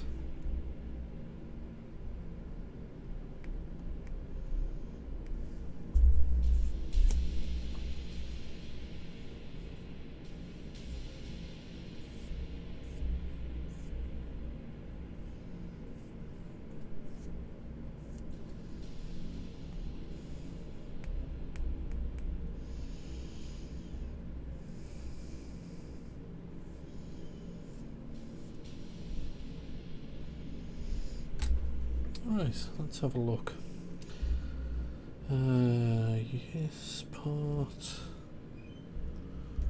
So this in here.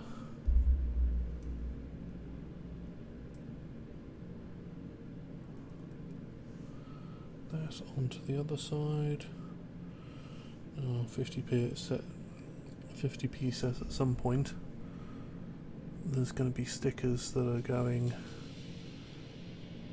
here, just on, come on focus, just on this sort of outer edge here, but give them their due, they haven't covered up this sticker yet, so let's see how long that lasts. A13 and 14 and H41. Let's start with H41 because that's the closest sprue. H.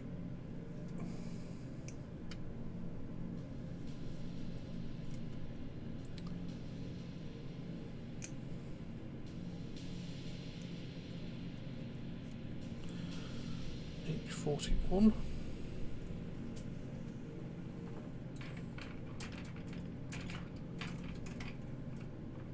Oh my god.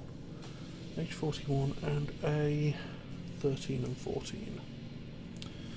A 13 and 14.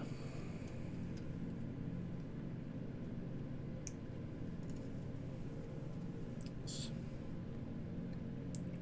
swivel this round so I can get a hold of it.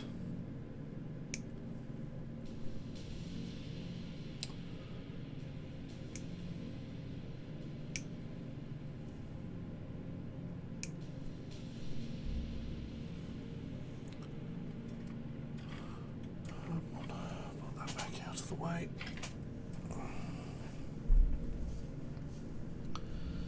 So let's start with cleaning this up.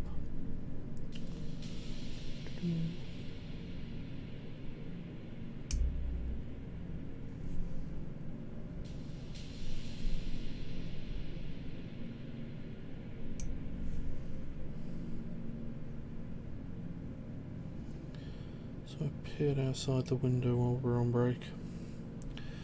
Daystar is still doing its thing. I'm not entirely sure I approve, but maybe if it keeps this up, come next Saturday, might be mild enough to spend some time out in the garage, which I haven't done since, well, October maybe early November.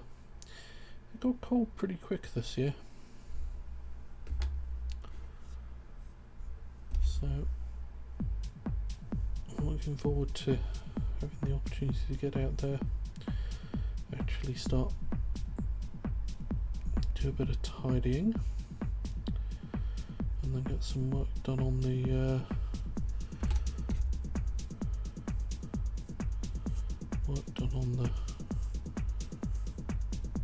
kit car project that's sitting out there. Thankfully I don't have to, it's not a project that needs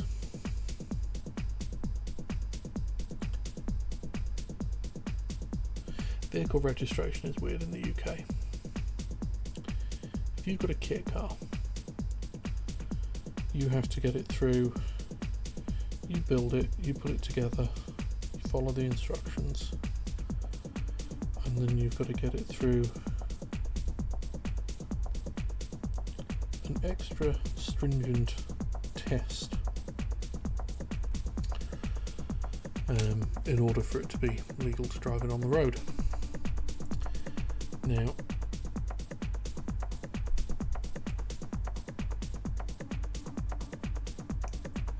once a year, every car, broadly speaking, there are exceptions, but they're very minor. And mine does not qualify.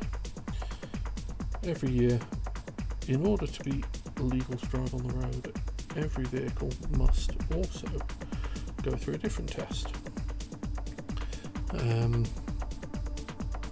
If you're in the UK, you know, MOT. If you're not from the UK, the MOT is essentially a vehicle safety test to make sure that there's nothing wrong with the vehicle, broadly speaking, that's going to cause a safety hazard on the road,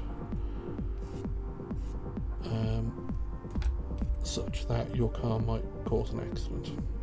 If you don't have a valid, if your vehicle has not passed an MOT, you can't drive it on the road. Now, with the kit car, thankfully,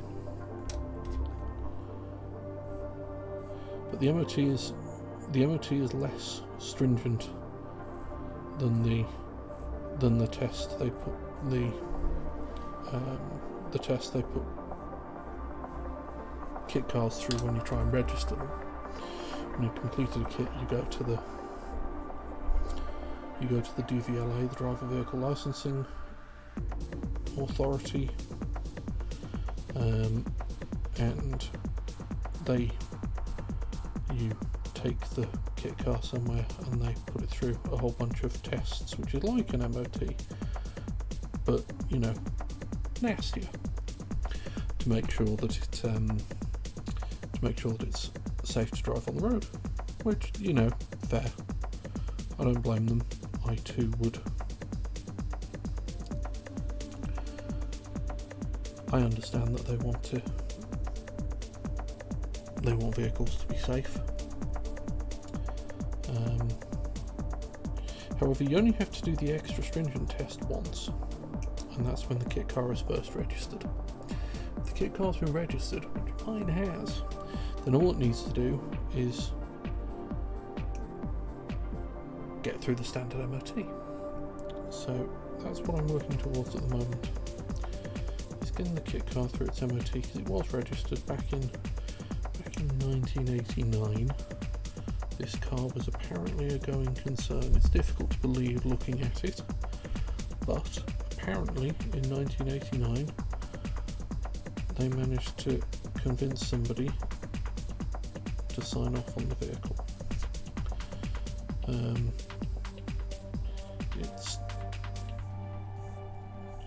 It must have seen a hard life since then, because it was in a state when I got it. To be fair, nothing sort of safety related that, you know, you wouldn't have to fix anyway. The brakes had seized, which, you know, that happens when cars sit for years and years and years. So there's been a lot of work to do on it, don't get me wrong, but equally. So this is, which way around is this going? This is going this way, and this goes on here. This sits this way around and sits on here, and then this goes into place like so.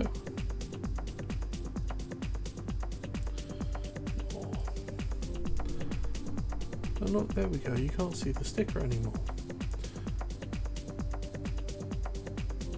I guess if the leg is bent, arm is bent, I'm assuming this is the elbow, it appears to come back, so maybe there will be situations in which the stickers will be visible. I guess we'll find out. Yeah, I think this must be the elbow actually, because this seems like it's, come on, focus. This here seems like it's probably a wrist joint.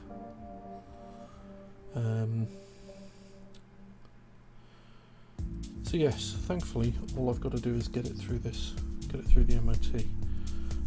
But there's a lot of work to do before that's going to happen. A lot of wiring is where I'm at the moment. So we're looking at J2.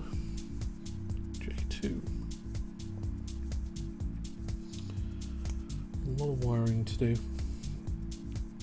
The brakes are still seized. Need to sort that out. I've repaired a lot of the brake system, but still needs some work to get the brakes unseized. Probably just replacing the brake calipers and discs on the front, rather than trying anything. Rather than trying to get the old parts working. I think at this point I mean, you just don't fuck around with the brake system, you know. You'll just get new brakes, bite the bullet.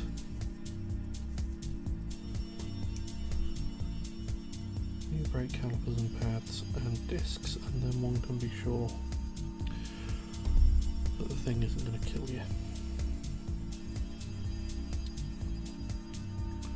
Or at least more confident in that anyway.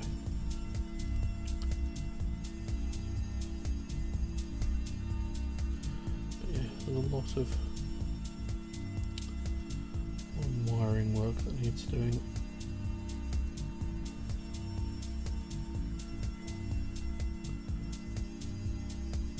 Strip and rebuild the doors. A lot of stuff, but it'll keep me busy. This is why I've rather been enjoying working on Gunpla, because it feeds my need to tinker with something without me needing to be in the freezing cold garage in the middle of winter. And you know, I appreciate not being in the freezing cold garage in the middle of winter.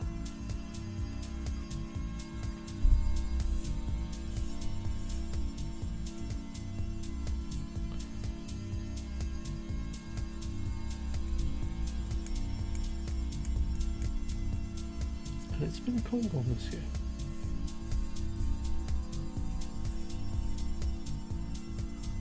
Certainly as far as recent UK winters go, it's been pretty chilly.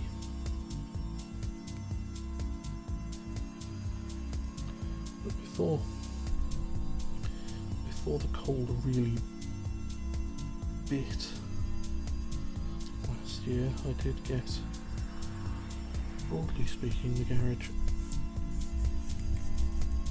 mostly tidied, ready to really dig into working on the car, so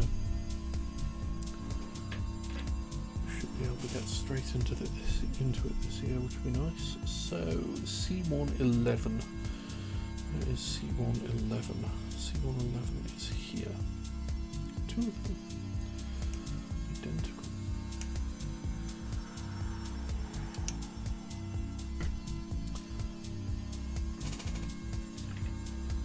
So yeah, looking forward to digging into that.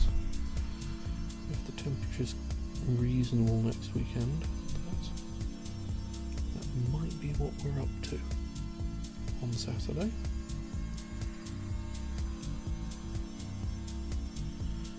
It'd be nice if I could actually get do some kind of stream setup out there, so I could stream working on the car, but it's a question of where the hell do you put the camera and getting internet out to the garage in the first place, because it's at the bottom of the gardens. The Wi-Fi's not going to cut it, which means getting some kind of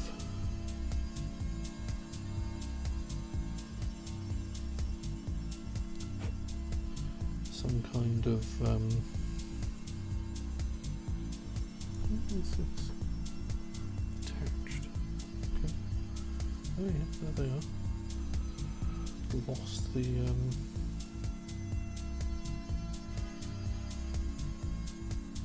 oh, I guess if you can't see the gates, then they're not there's no problem with them.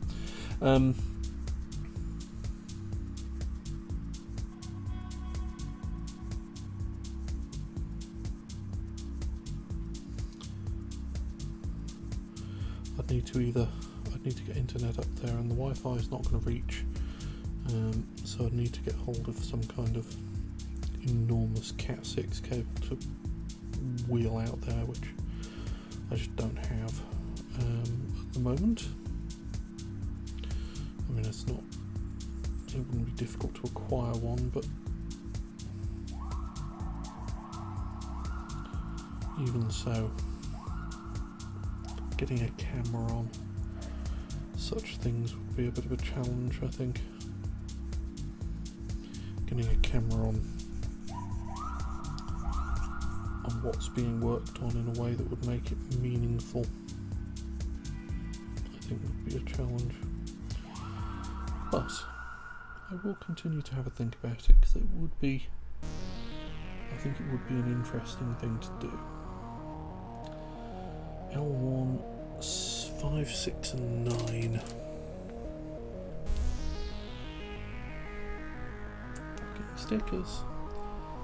L1. 5.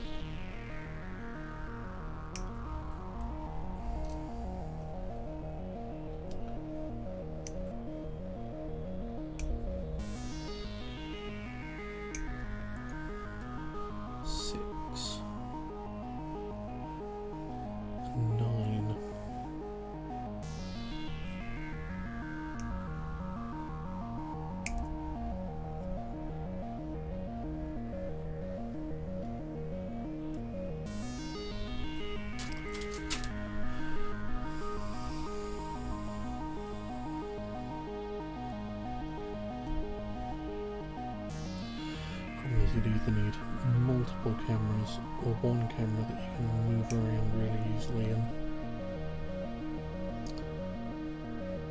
Neither of those are super easy to, well, I suppose multiple cameras is relatively easy to achieve, but even so, not.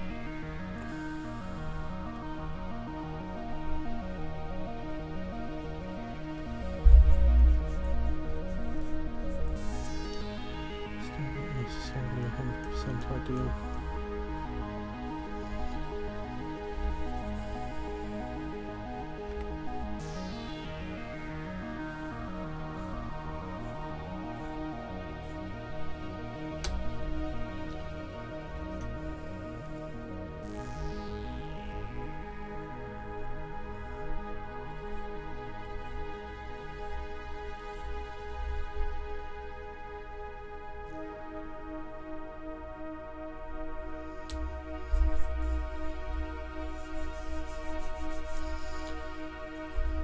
I wouldn't normally tidy these end pieces up. Come on, focus. I wouldn't normally tidy these end pieces up so clearly because they're not normally visible, but in this case, that's where the fucking stickers are going, so clean them up we shall.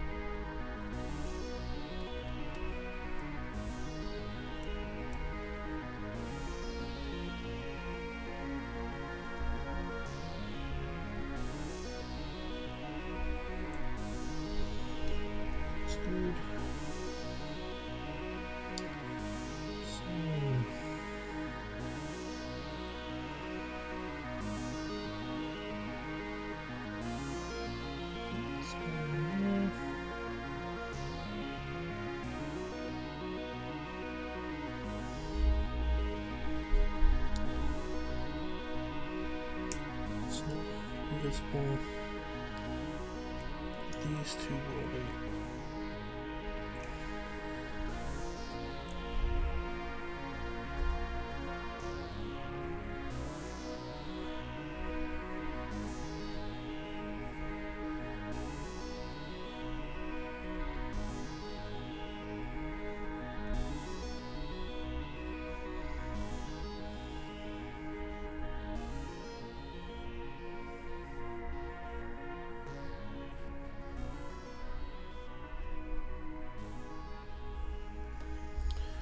Right, so this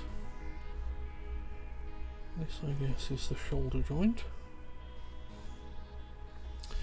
but first, it's fucking sticker time. Number 17 on both sides. There we go.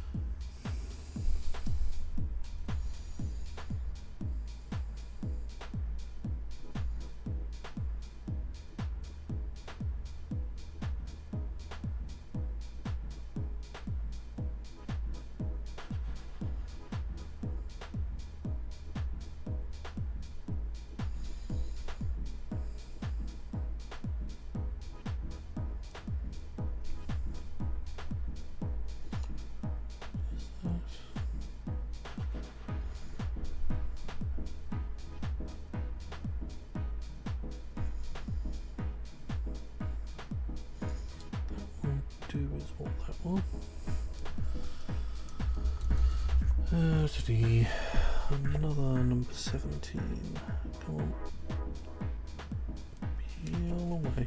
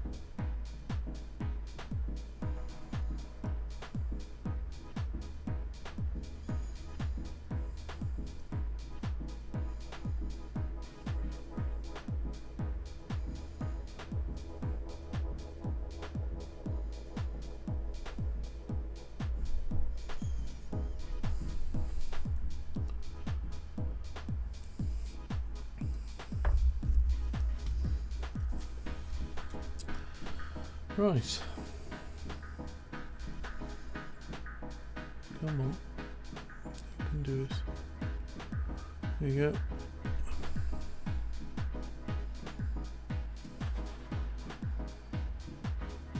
Stickers on both sides. Right. Now that miserable bit's done, we can jam that in there. Like so. And then D16 and K12. So sprue D is right here. D16.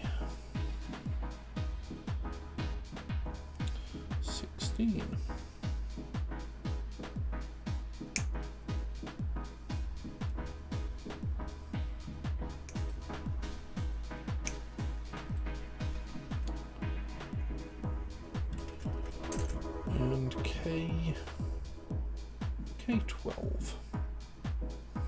K12.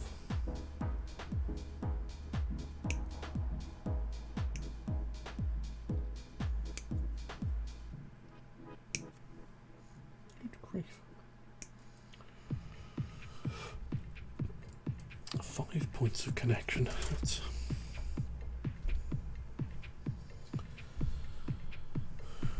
truly excessive. Right.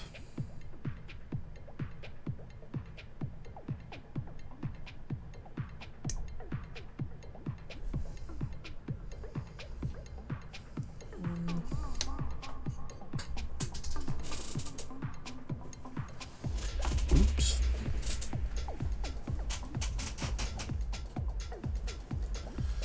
That's what we call a ping fuck it moment.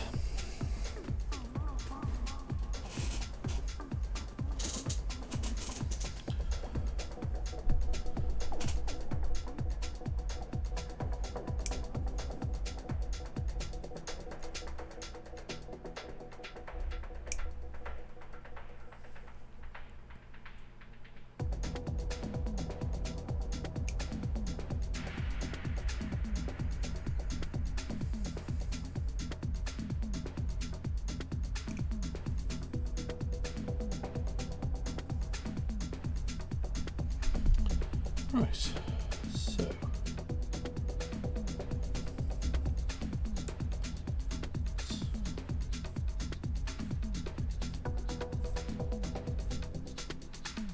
clean this up.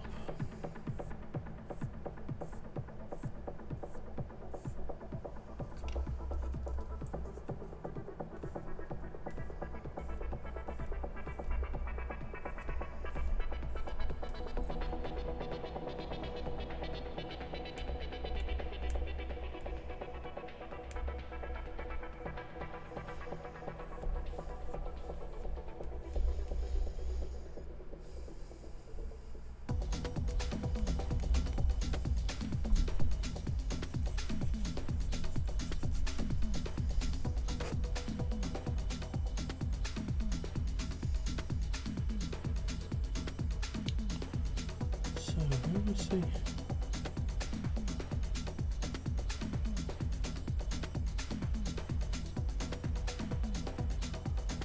No, there was another. There it is.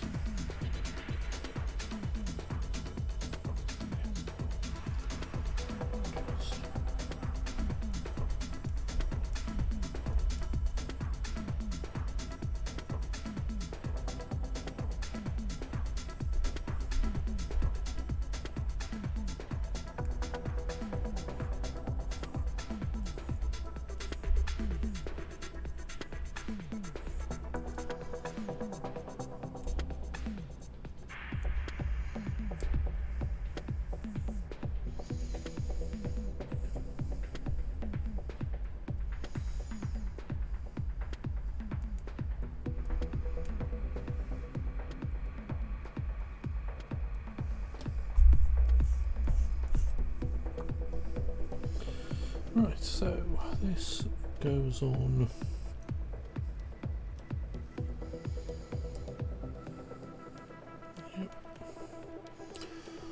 like so.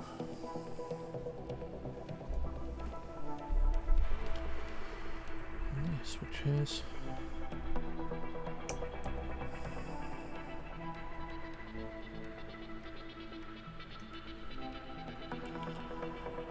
a ridiculous number of knobs on it.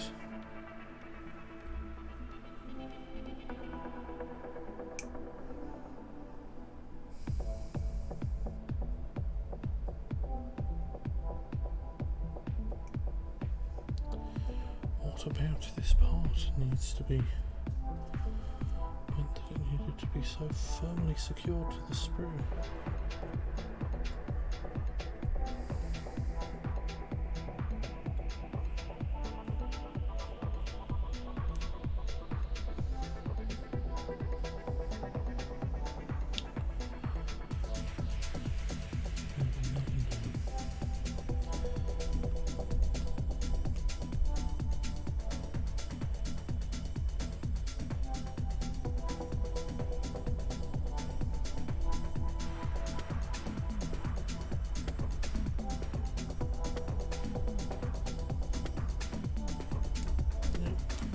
Alright.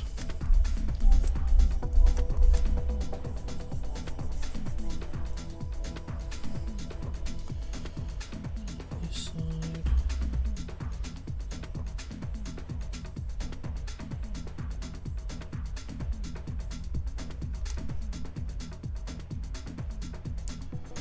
Same thing.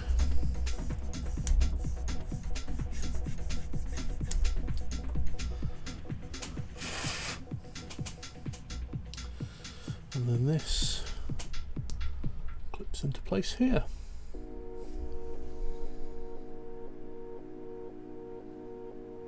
Like so. What's next? J3, K13. J3.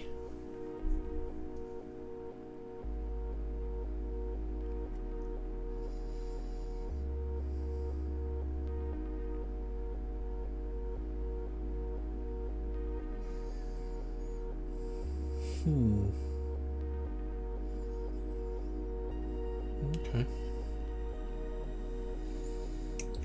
Presumably must be different on the other arm, in which case. Interesting. J3 and K13. Yeah. Other arm must be different.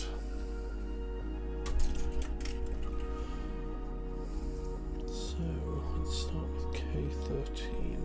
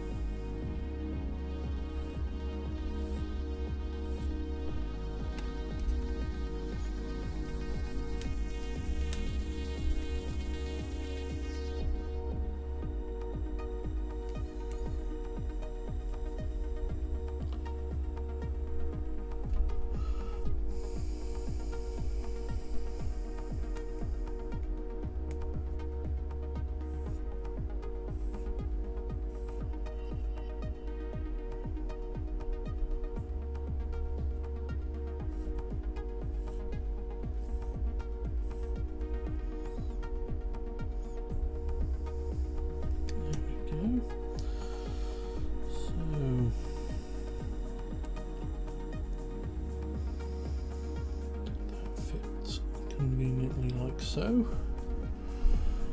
And then J13, J3 rather, K13, J3.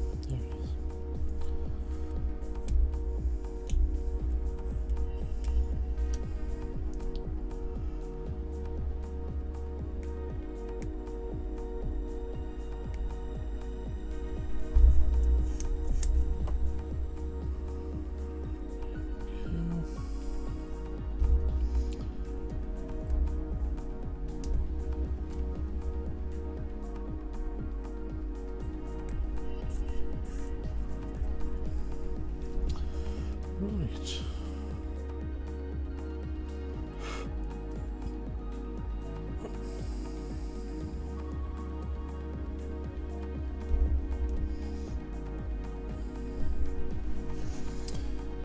Like so. I don't know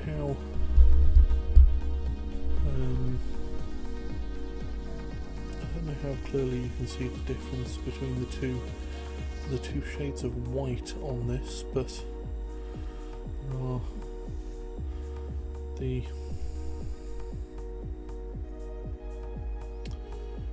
this panel here is a much whiter shade, and then this one and this one, which are a sort of off-white creamy colour. I don't know if the camera's picking that up or not terribly clearly, but it actually looks quite nice, just that slight contrast. Similar effect on the legs as well, which went through previously, but again I don't know how clear that is. Either way, that's that end of things. Next, the hand. So C18, well, let's build both of these because I don't like leaving parts in the sprue.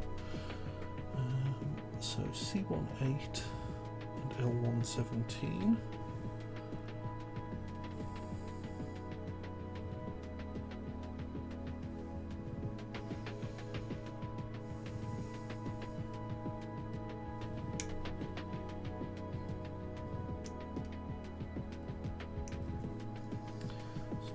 C18, but we also want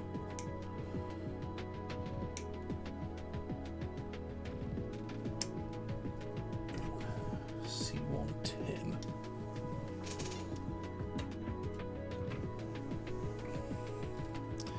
And from the L sprue, we want L17 and L24. So L.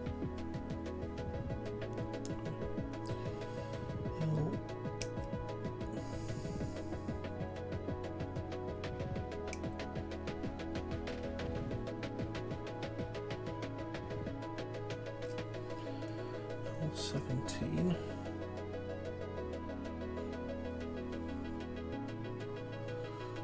L24.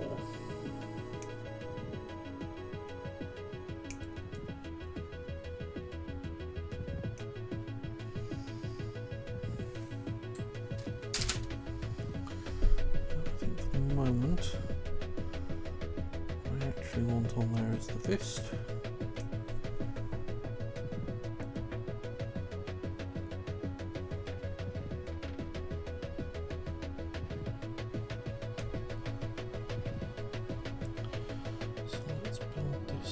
First.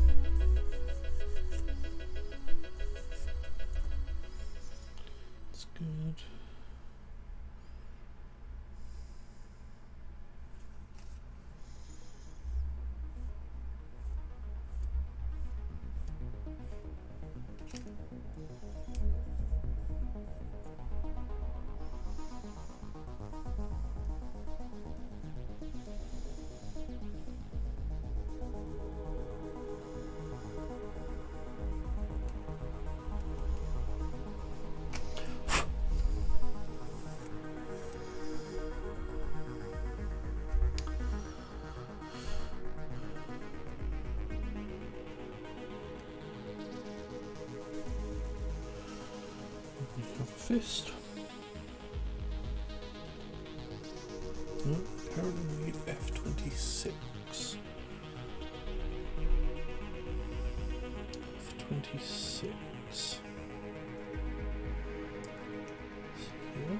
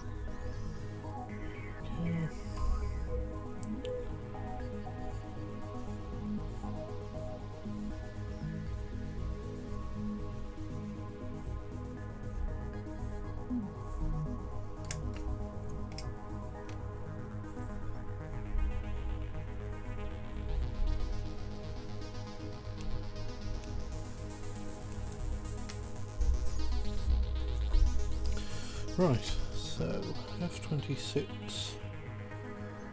lives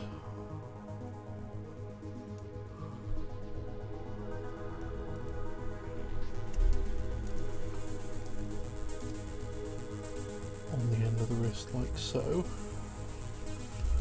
and then the fist goes on there. And hazard a guess.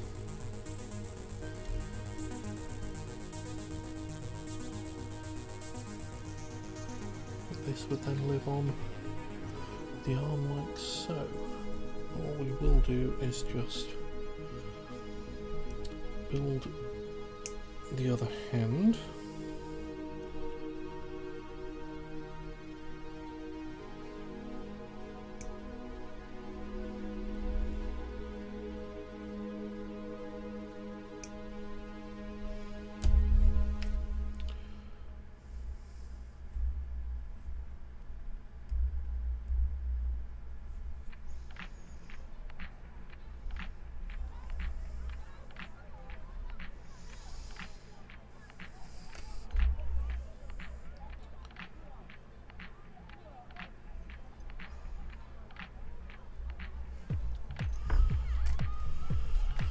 Because then that can go into a spare parts box somewhere.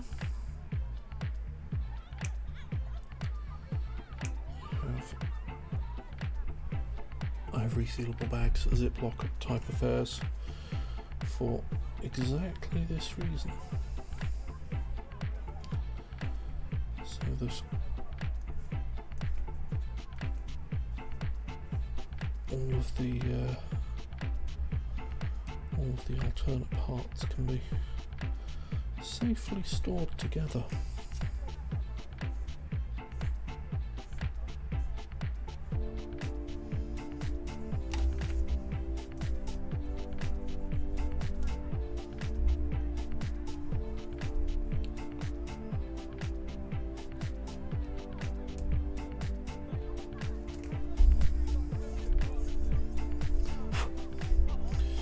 Right, that's then going to live on the back there like that.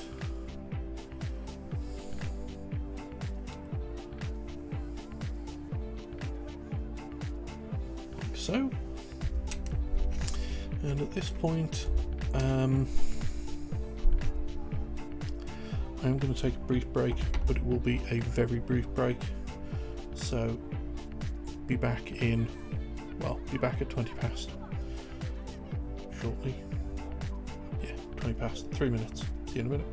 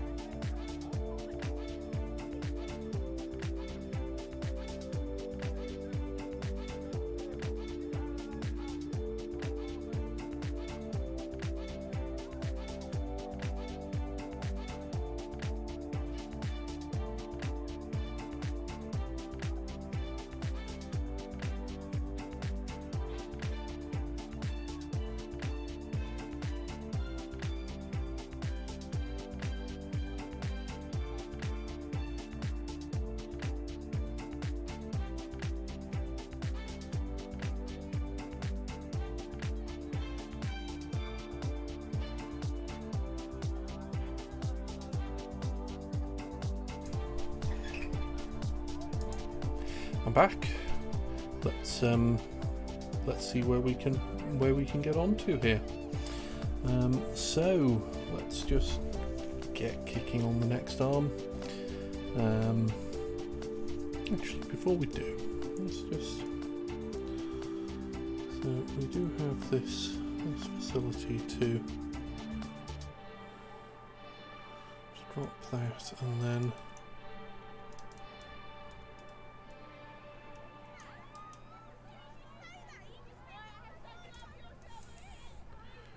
bring the arm out even further, which is interesting. I'll be looking forward to seeing how that's applied.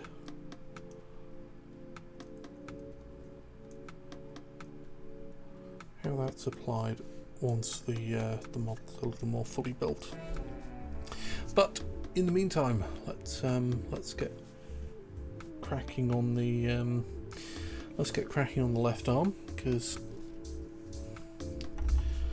At the rate we've got through this, I would say that come... oh god, fucking stickers though. Right, fine. It is what it is. 22, 26 and 28. So, by my guess, I would say we're probably not going to finish the second arm today. We get a fair way through it though.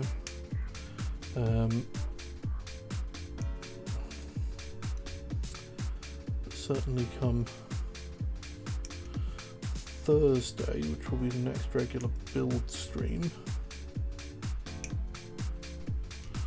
because whilst I will be streaming on Monday, that will be probably Destiny 2. It's a nice easy thing to drop in and drop out of. I toyed around with what game to actually play on alternate Mondays, but it kept coming down to this thought that it needs to be, and it's probably not going to be Destiny 2 every other Monday, but it came down to this sort of thought that any kind of long running game wouldn't be suitable. Story based game, you know, in that only doing it every couple of weeks plus bonus streams would seem a little wouldn't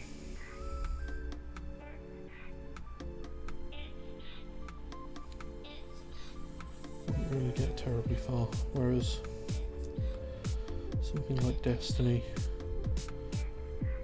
drop in and drop out of very easily. There's not really, it's mostly going to be me flailing around and failing to kill things in Destiny, but there's not going to be missing out on a great deal of, certainly not going to stop me playing Destiny in the in-between streams. Won't be holding you up or me up on sort of storyline progress or anything like that, so we'll see what happens. Right. Fucking miserable stickers.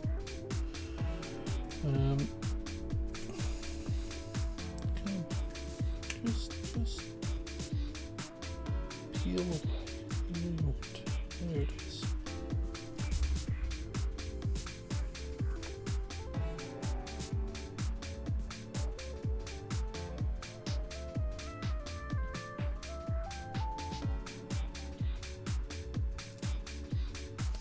Other things potentially on the cards for, he says, making an unintentional pun.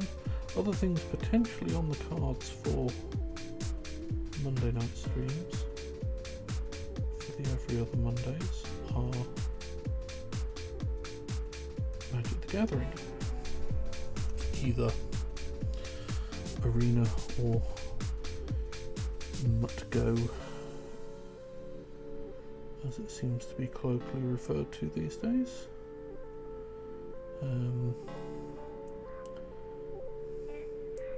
I personally prefer Mutgo, Magic the Gathering online, because it feels more like a simulation of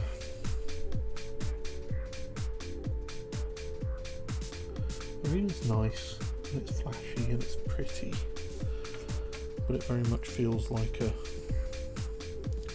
video game. There's nothing wrong with that, but Mutgo more accurately for me replicates the feeling of playing Magic the Gathering with cards at a table. Arena is a video game, and Magic the Gathering Online is a simulation of a card of playing the game in paper, and that seems like a very weird distinction to make and a very weird preference to have, but it is what it is, and it's a preference I have. So, but I do play both. Arena has a certain amount of convenience to it, particularly recently with the sudden appearance of Arena on mobile platforms. I have been, whilst I do prefer Magic Online,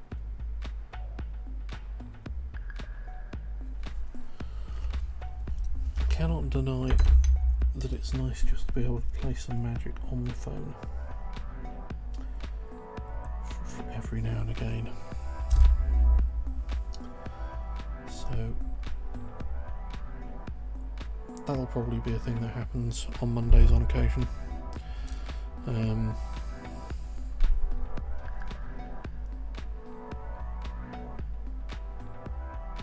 Yeah, we'll see how things go.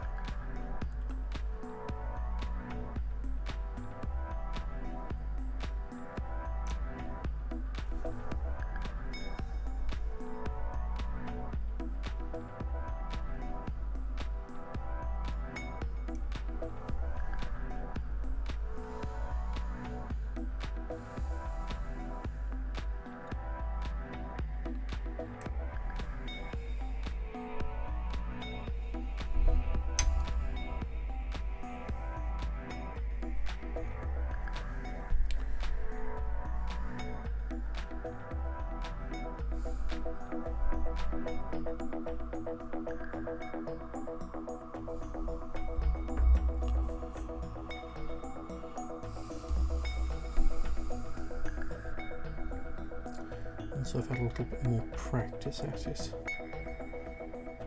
there may be, no promises, I may consider looking at doing Hades on Monday nights occasionally, but I'm going to be honest with you, I'm real fucking bad at Hades. I love it, it's great, but I'm really fucking bad at it. And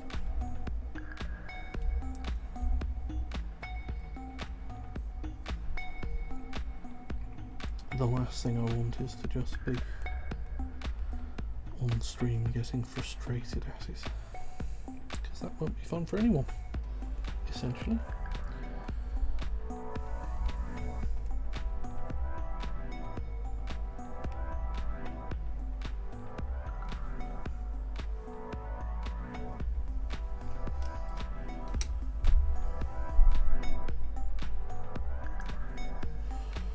So I'm not sort of going into a huge amount of detail as to what I'm doing here, but it's a bit sort of next verse, same as the first, as far as the second arm is going at the moment. So as and when anything becomes different, I'll mention it.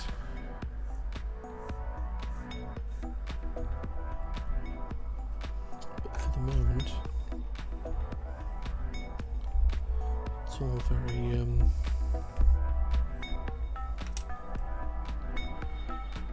very consistent with what we did the first time around.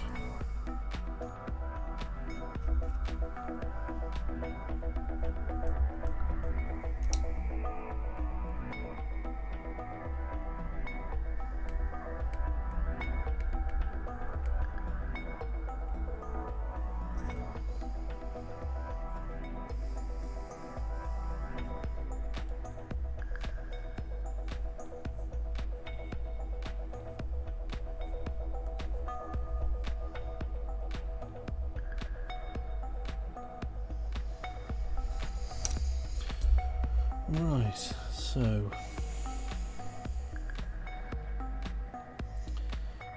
this way.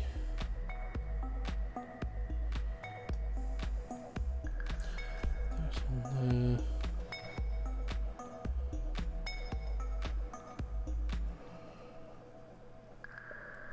That joined together like so.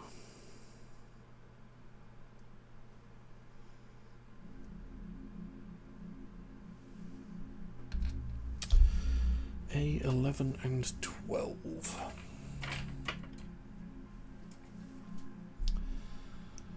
A11 and 12 over here.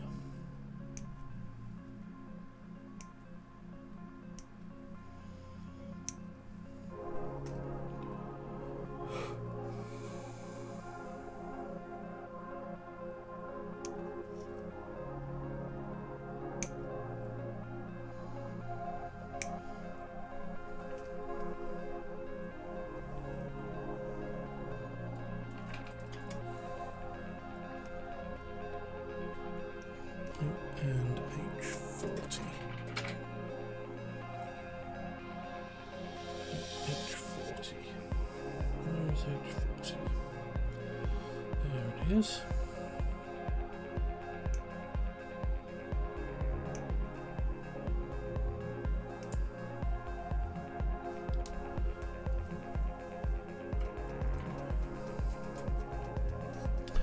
There really aren't a huge amount to these arms.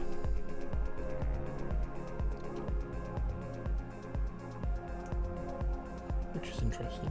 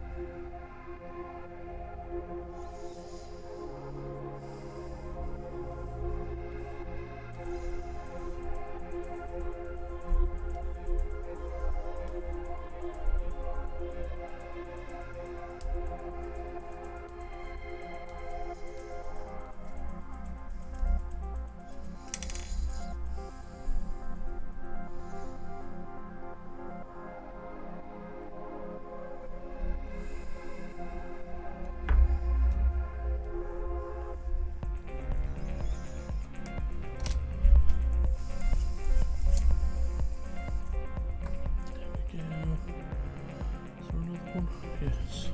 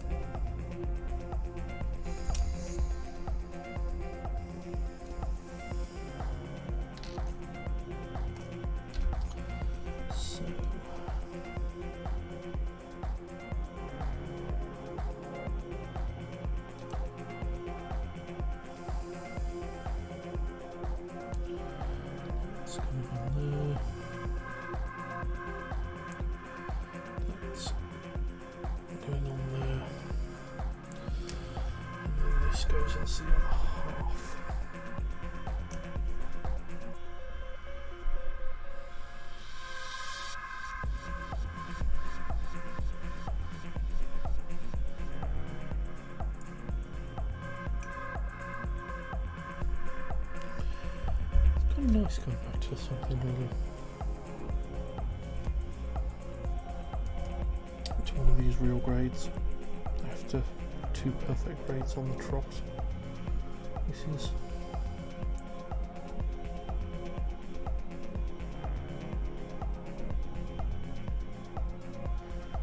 it's nice to see. It's nice to be able to see progress.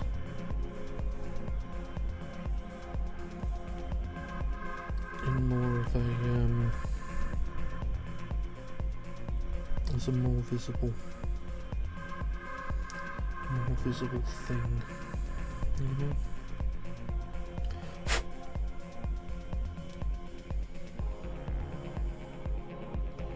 And being able to see progress is valuable sometimes. You're just at something and achieving, or you perceive yourself to be achieving very little.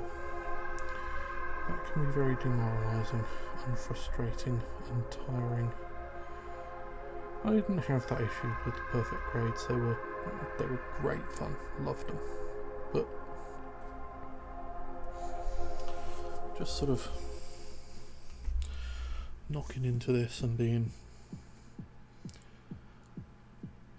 just sort of getting there quickly, even while, you know, achieving a decent amount even whilst not necessarily achieving a decent amount whilst taking one's time over the process is quite nice, I'll be honest. C11.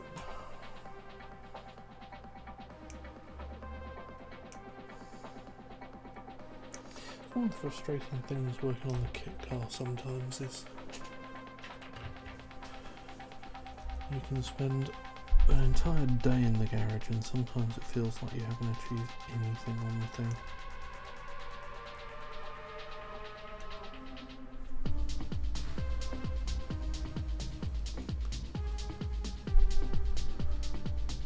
But we're definitely achieving stuff today.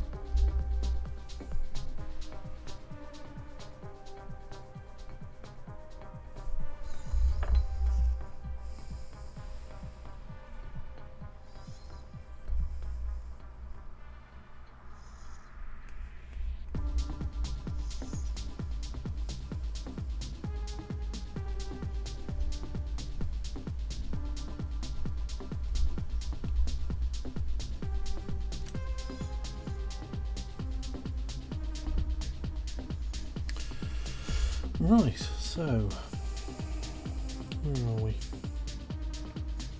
This way round. This one goes on first, and then this goes on the end. Victory. Oh joy. The shoulder joint. So L1, 7, 8, 5, 7 and 8. So here's L1, 5.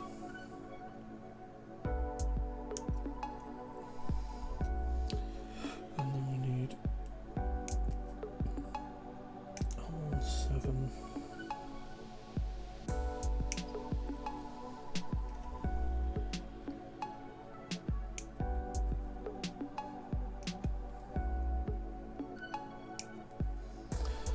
L1, 8.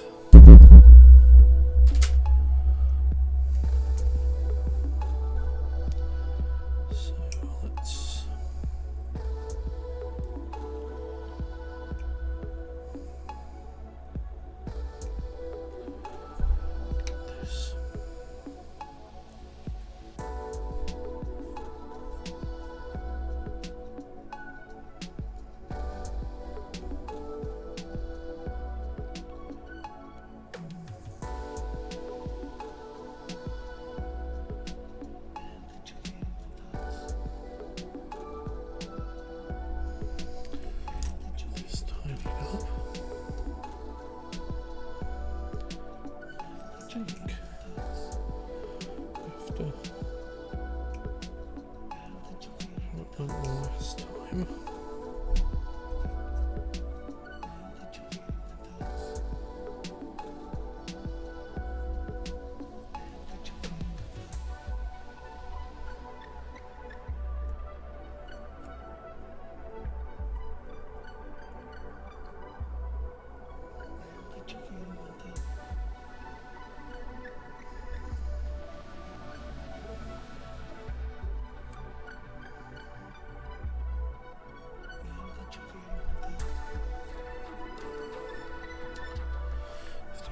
Last time, I think I might put the stickers on this.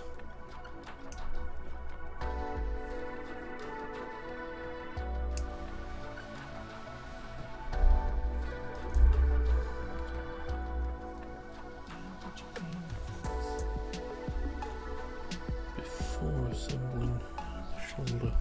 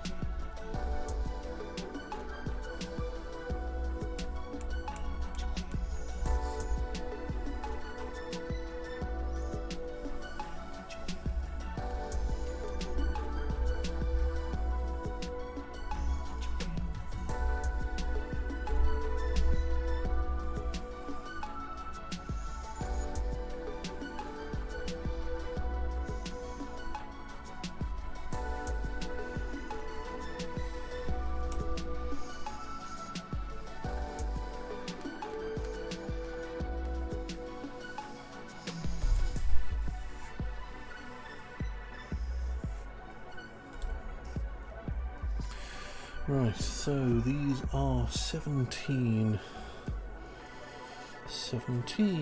miserable tiny stickers. Miserable tiny fucking stickers of evil.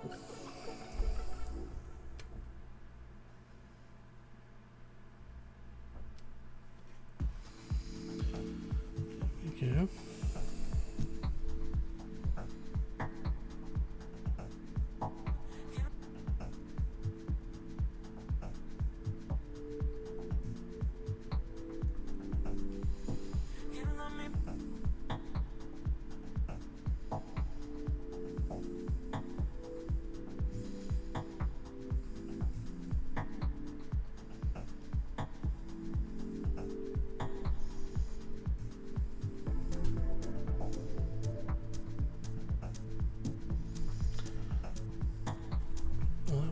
a bit easier. Let's do the other one.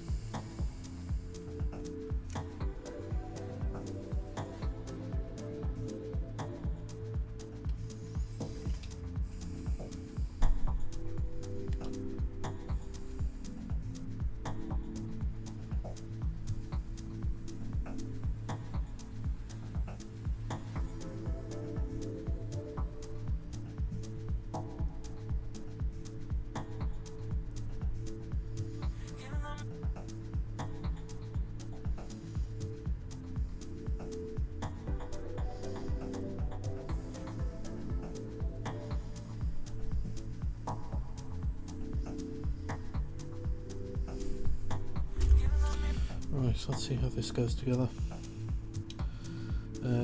So we are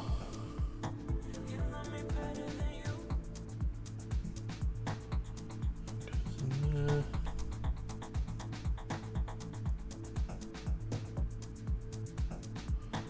This goes in here.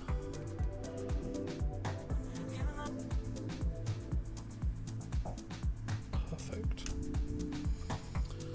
So let's then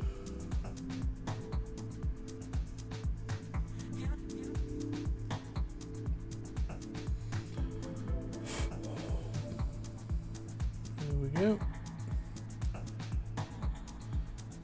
Stickers on both sides. Tiny fucking stickers. How are we doing for time? 10 minutes. Well, let's keep going for a little bit. We need D16 and K12.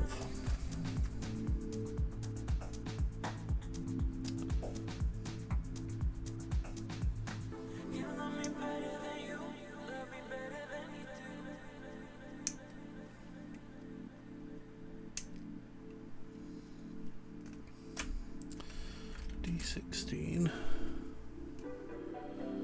and K12. Oh yes, K12 is the one that for some reason is attached.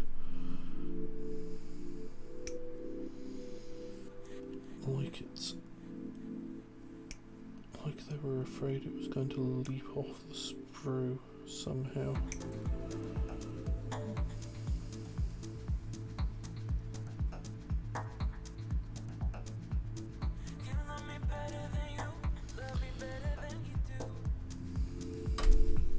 Some design decisions confuse me.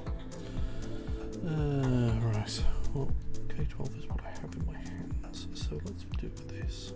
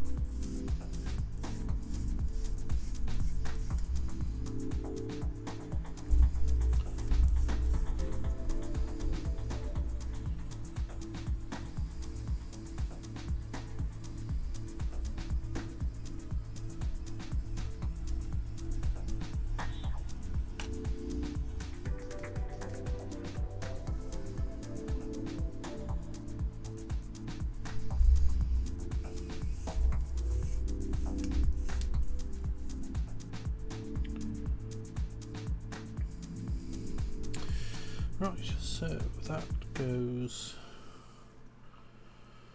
K12 goes.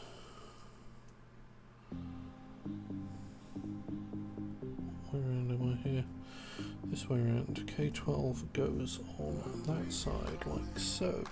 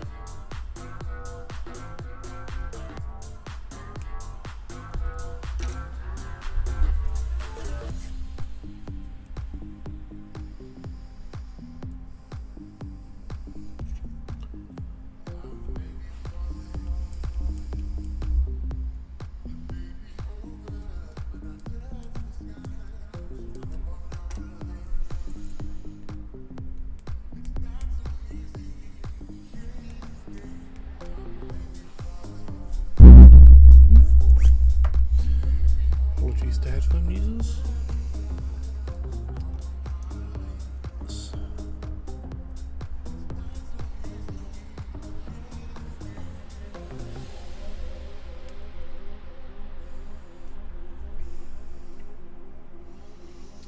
There we go.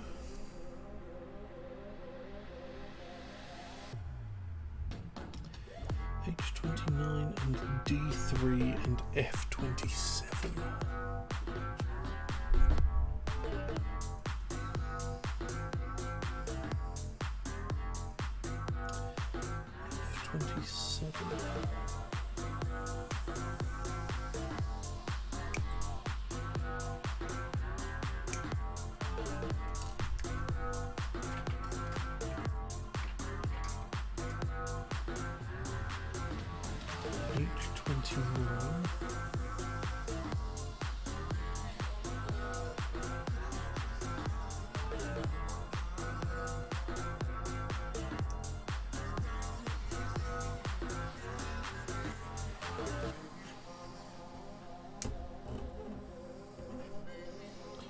H29 and D3.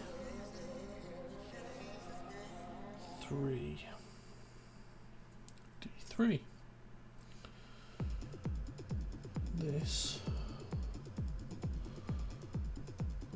looks like it's some variety of beam saber hilt storage, unless I'm very much mistaken.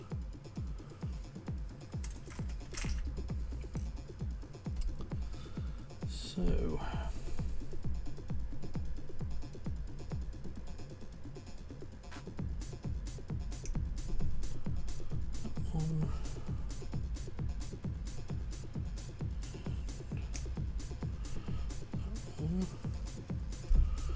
those are going to need cleaning up because they are never going to be seen ever. This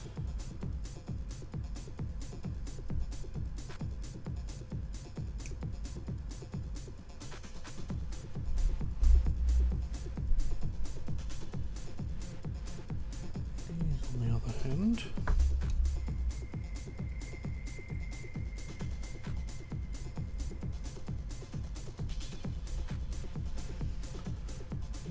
Absolutely could end up being seen.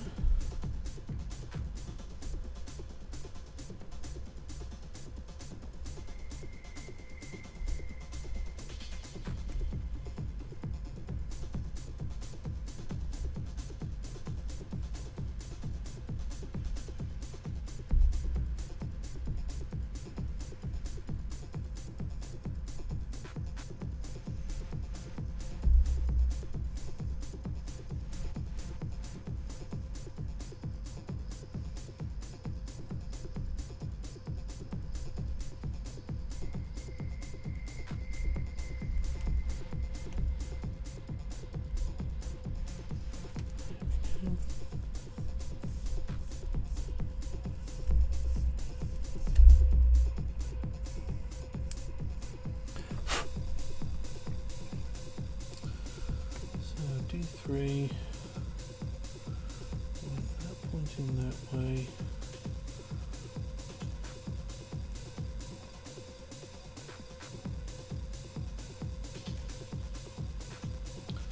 Like so. And then that attaches to this.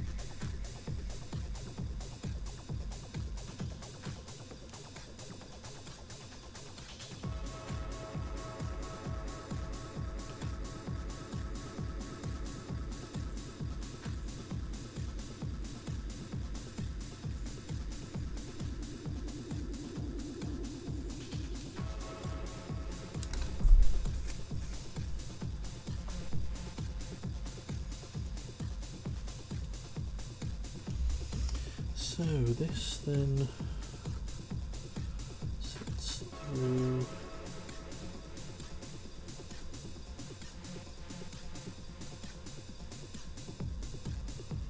like so.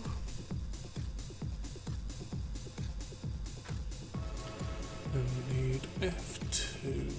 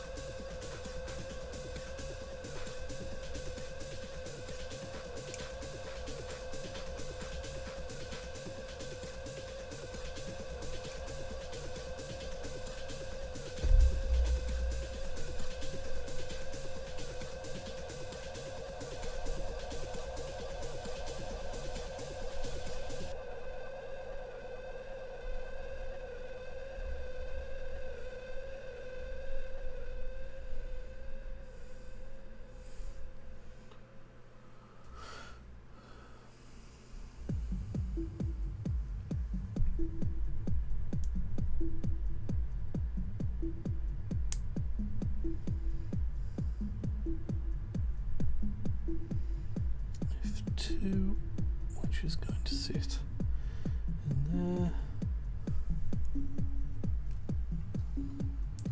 and H42. I'm afraid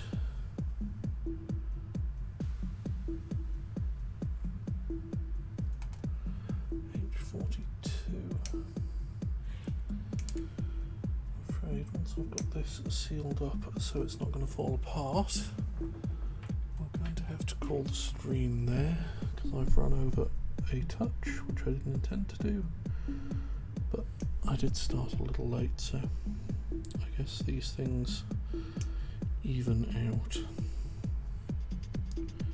But either way,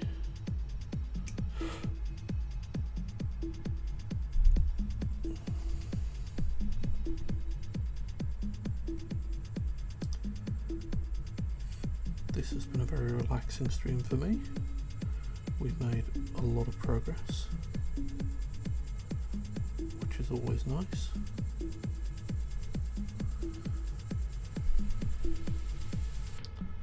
So the question is,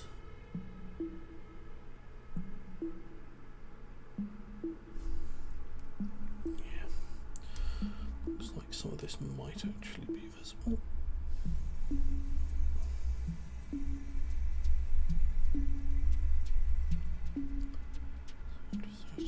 Of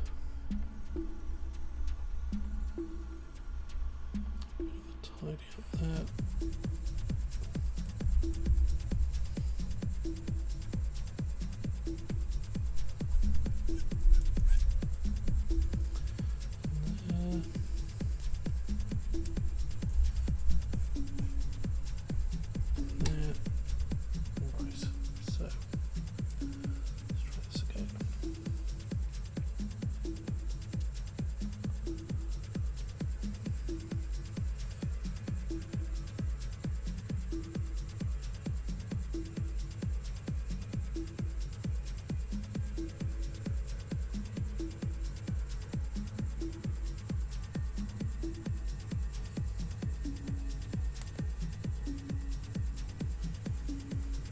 There we go. And that leaves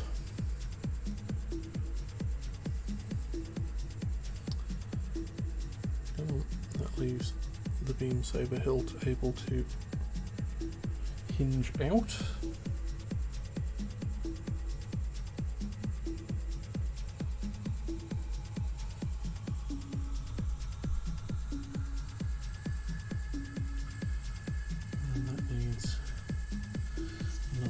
Before it can be attached to the arm like so. So that's where we'll pick up from next week. That's where we'll pick up from on Thursday. So thanks for hanging out. If any of you enjoyed this and spent time here, then I would be really grateful if you'd hit the follow button. If you'd like to see any of the previous streams, I think they're all still available as VODs on Twitch, but if any of them fallen off, they are up on YouTube, and there's a link in the to my YouTube channel in the Twitch description, and you'll be able to pick up what you've missed there. So it's been a really pleasant afternoon. Look forward to doing this again on Thursday, and tomorrow we will be pootling around in Destiny to see what has changed in the new season. Thanks for coming along, and I'll see you tomorrow or on Thursday. Enjoy your Sunday evening.